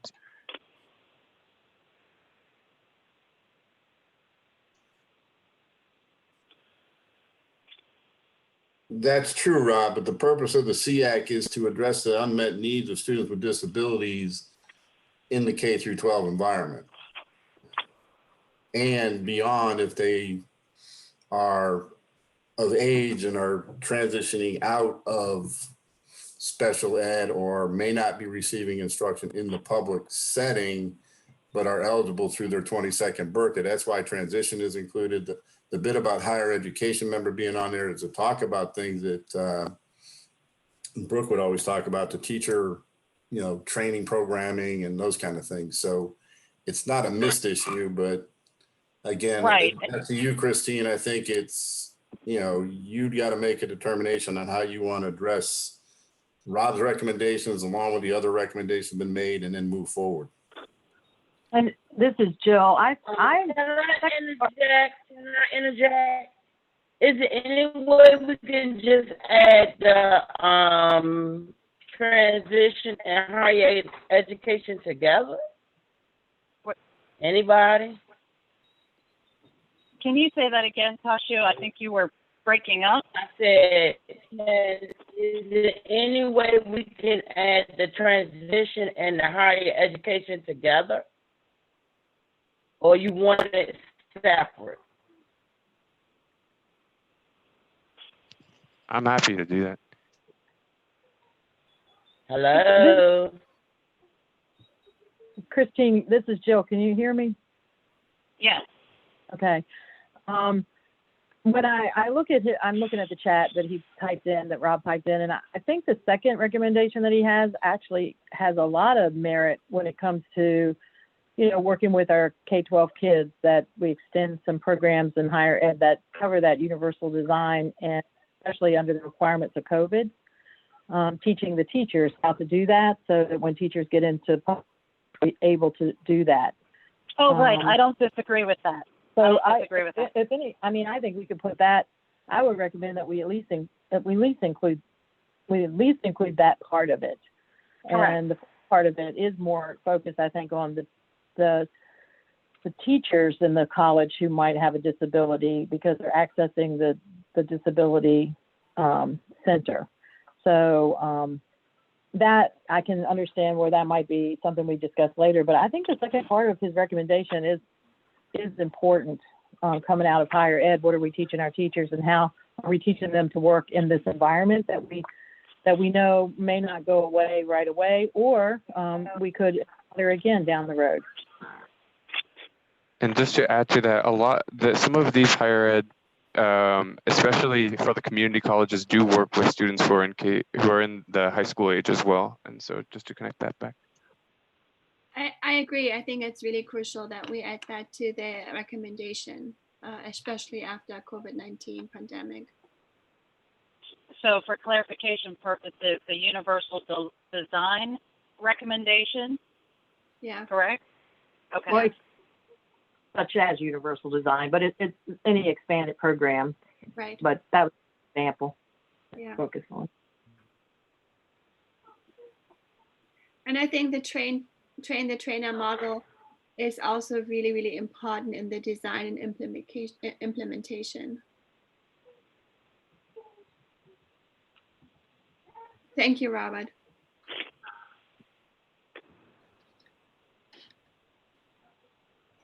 So do we have recommendations that can be read back and be voted on? I think Marguerite bulleted, she listed them 1 through 4 in the chat, and then we'd have to wordsmith, of course. But we've always made the committee in the past, and I don't know that this committee will, but the committee in the past has always allowed us to wordsmith it. So Wordsmith is going to occur with the report anyway, because until it, to make sure that it's in the format, it needs to be presented to the board. Right, exactly. Okay, give me a second. I'm putting it together on my and then I will read it out loud. Okay, thank you, Marguerite.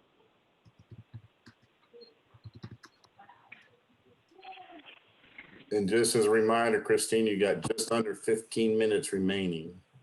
I see that, sir. Thank you. So while she's trying to pull that together, on our agenda today, we had included that we would define what our goals are for this coming year. And are we in a position to establish those goals right now? Because I am happy to table those goal discussions until the October meeting, if that is the will of the committee. This is Jill. I would suggest that I would recommend that we table those until the next, until the October meeting. Because those are our priorities and our goals going forward. And it's more, I think it's right now, it's kind of critical to get this piece done. So if we could table that, that's what I would recommend. Okay. So then I will move on to our meeting schedule. So right now, our scheduled meetings for this year are October 8th and 9th, and then again, December 3rd and 4th. And I think it's to be determined whether we will continue in a virtual setting.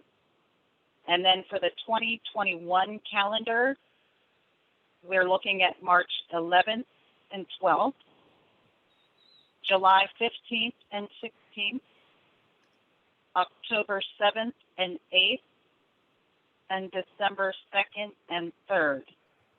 And if there is a need for an additional meeting, we can add that virtually, I would imagine. That would be correct. Okay. And so let me know if everybody captured that. Can you give it one more time? Sure. So I'll give you the 2021 date, March 11th and 12th. Yeah. July 15th and 16th, October 7th and 8th, and December 2nd and 3rd.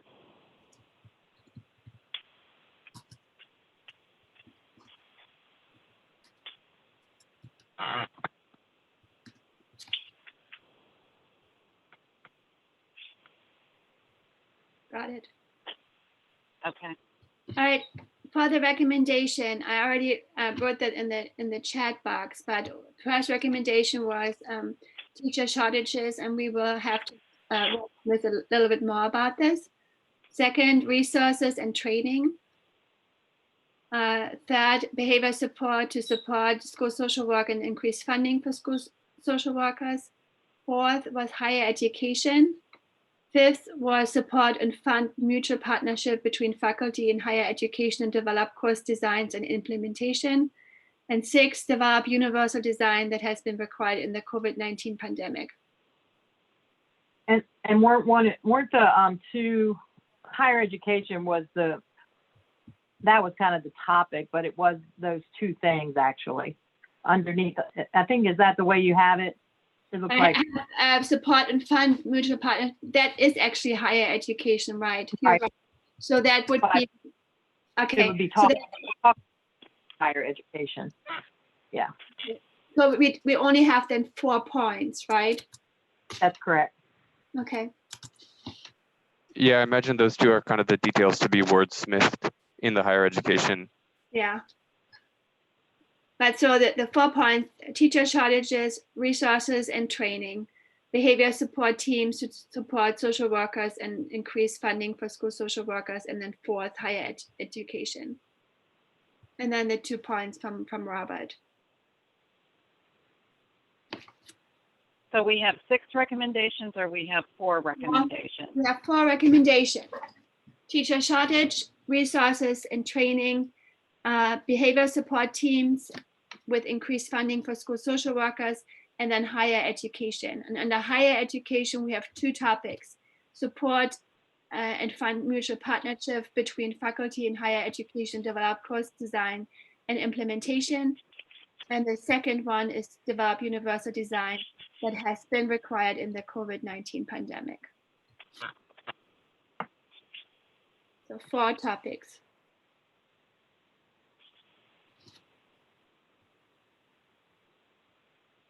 And so does the committee, with that being said, does the committee want to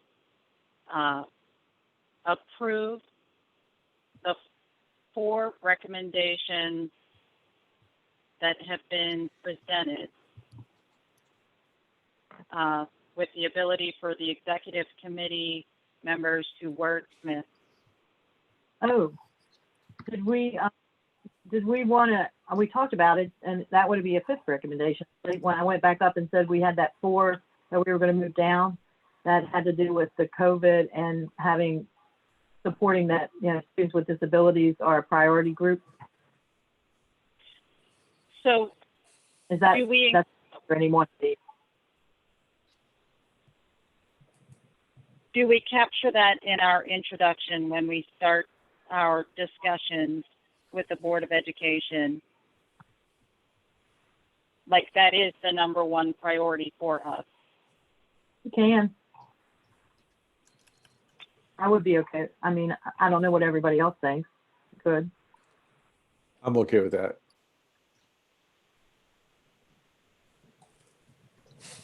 I don't see anybody else interjecting, Christine. Sorry, can you repeat that?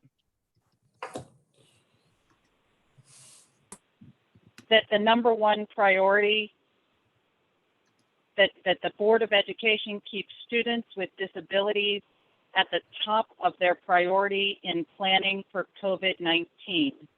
Yep. Yeah, definitely. Thank you. Can you say that again so that I can capture that? The #1 priority is? Keep students with disabilities a priority in the planning for COVID-19. And I believe that'll need to be expanded upon. It will, yeah.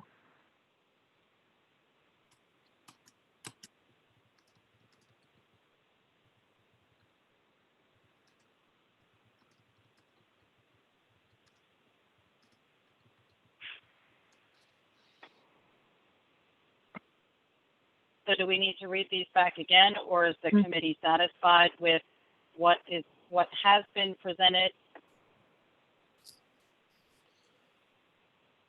And if so, I will call for a motion to approve these commendations and allow for the executive committee to wordsmith them accordingly.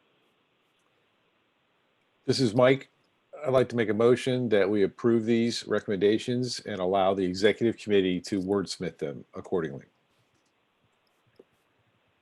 Thank you, Mike. Is there a second? This is Pat, I'll second. Oh, thank you, Pat. Is there any further discussion? I'll call the roll of the voting members. Please reply aye or nay. Meredith Barber, Nay.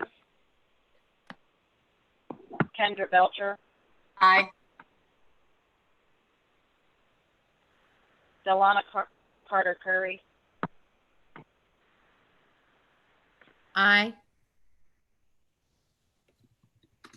Jeffrey Castle, Aye. Ann Downing, Aye. Damon Garrison, Aye. Michael Garrison, Aye. Justin Gatling. I vote aye. Marguerite, Aye. Aaron Kelly, Aye. Matt Luther, Aye. Tashu Mason,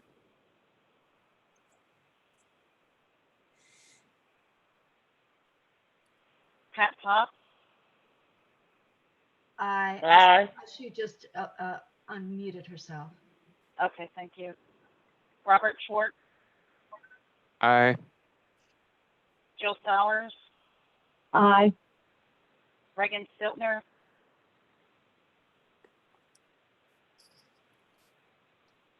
Brian Sumo,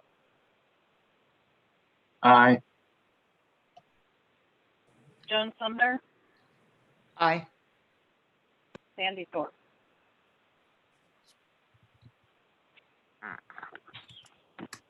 I don't know if you heard Tasha, but she did come in and say aye. Yes. Yes. So the motion carries to approve the recommendation of the annual report with the executive committee being able to wordsmith. So now I'd like to ask for a motion to approve the annual report in its entirety with that same allowance for the executive committee to make minimal changes. I'll call for that motion. This is Mike, so motioned. Thank you, Mike. Is there a second? I'll second that. It's Rob. Thank you, Robert. Any further discussion? I'll call the roll once again for the voting members. Meredith Barber, Aye. Kendra Belcher, Aye. Delana Carter Curry, Aye. Jeffrey Castle, Aye. Ann Downing, Aye. Damon Garrison, Aye. Michael Garrison, Aye. Justin Gatling. I vote aye. Marguerite, Aye. Aaron Kelly, Aye. Matt Luther, Aye. Tashu Mason, Aye. Patricia Pop, Aye. Robert Schwartz, Aye. Jill Sowers, Aye. Reagan Stiltner, Brian Sumo, Aye. Joan Sumner, Aye. Sandy Thorpe. Okay, the motion carries and the annual report has been approved with the allowance for the executive committee to make minimal changes. Thank you all for that. I know this was very difficult to do that virtually, and I apologize. So at this time, I'm going to try to quickly read through. We did receive 2 public comments, and I'm going to try to read through them very quickly. If Jill, you could set a timer for me. I would appreciate that. And just let me know when you're ready. Okay. A 3-minute timer, I'm sorry. Got it. Let me get in here.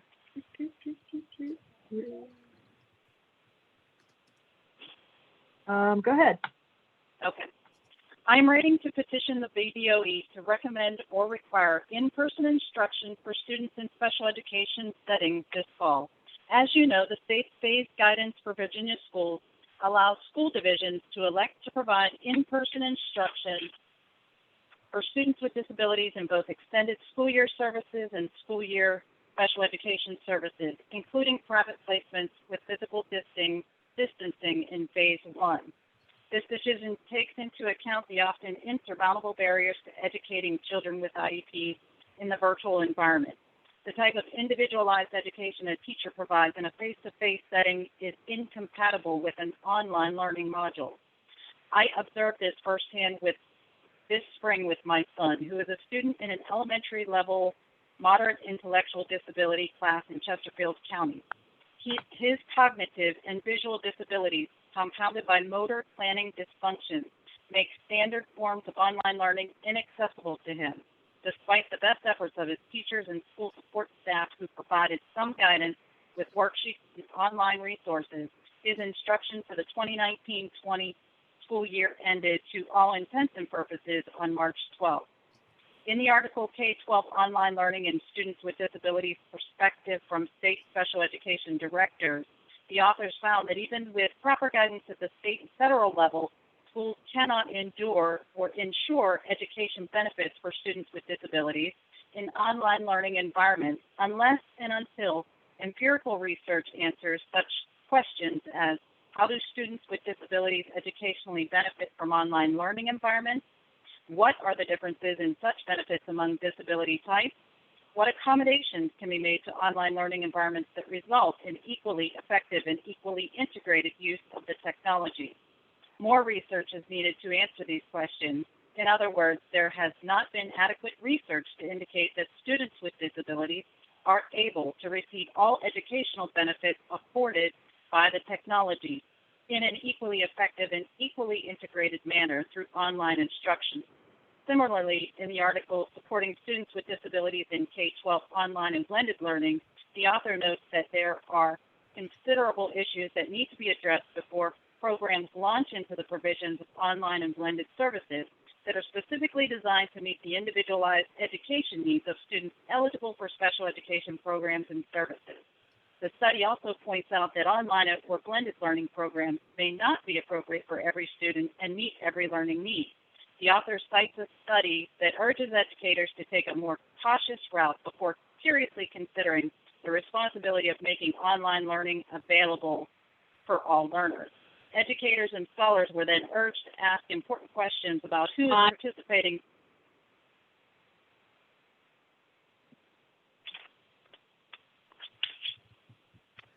I'll finish this up because I'm nearly done.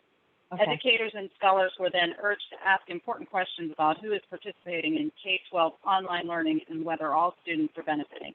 As a result of my personal experience and expert opinions offered above, I strongly urge BDOE to recommend or require some form of in-person instruction within social distancing and other health guidelines for our students in special education programs this fall. Thank you for your consideration. And now I will move on to the next public comment.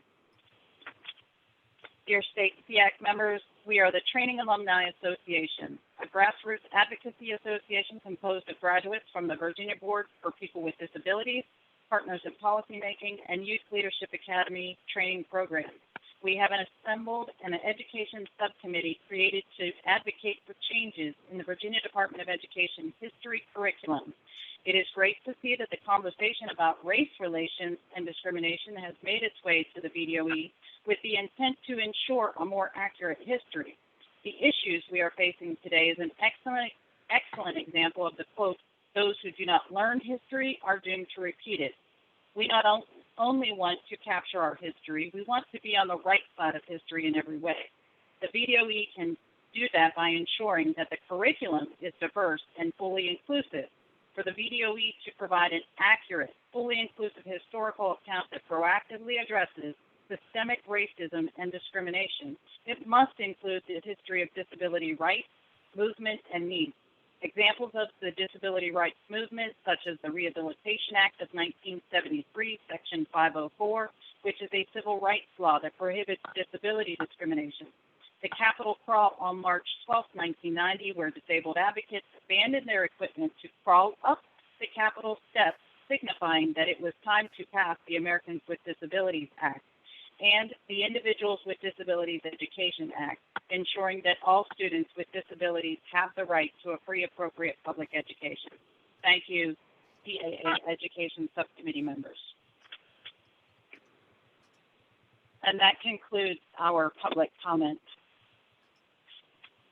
So finally, I will add that during the Board of Education's June 18, 2020 meeting, they issued a statement that they are committed to making good on the promise of a high-quality education for every child by eliminating racial and socioeconomic inequities in Virginia's public education system. They are calling on the Virginia General Assembly to make progress on funding and implementing concepts embedded in the 2019 Standards of Quality in order to close the achievement gap and advance equity of opportunity and outcomes for Virginia's students. Additionally, they are calling on fellow leaders across the Commonwealth to examine policies, procedures, and funding through the lens of racial inequity to implement necessary reform to ensure children of every race have equal access to educational opportunities. Virginia's leaders have a shared responsibility to deliver on the promise of a high-quality education for every child, and together, with intentional action to dismantle racism and eliminate achievement gaps, we can fulfill that promise for every learner. I would be remiss if I did not acknowledge that we are coming up on the 30th anniversary of the Americans with Disabilities Act of 1990, which Congress intended the act provide a clear and comprehensive national mandate for the elimination of discrimination against individuals with disabilities. If there is no further discussion from this committee, I will call this meeting adjourned at 12:03. It was great meeting you all. Yeah, thank you. It's good to meet Thank the you. new members on the committee too. Be safe, everyone. Thank Take you, care. Christine. You did a great job. Yes. Thank you. Thank you. All right. Bye-bye. You guys have a great day. Stay safe. Good one.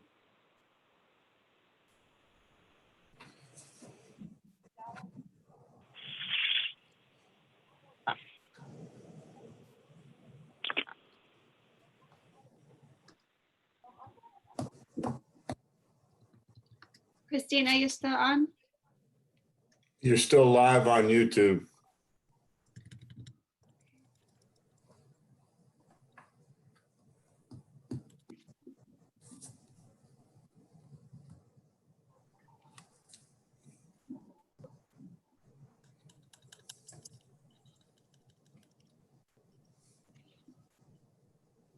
Christine? She's gone. Okay. So Hank, how do we do this now with the minutes? I tried to capture as much as I could. Send them to Lisa. The way you normally do. Send them the way you normally do in that format and send those to me because I recorded it, so I'll put some things as well. Okay. All righty. All right. Thank you, guys. Thank you. Bye-bye. Bye.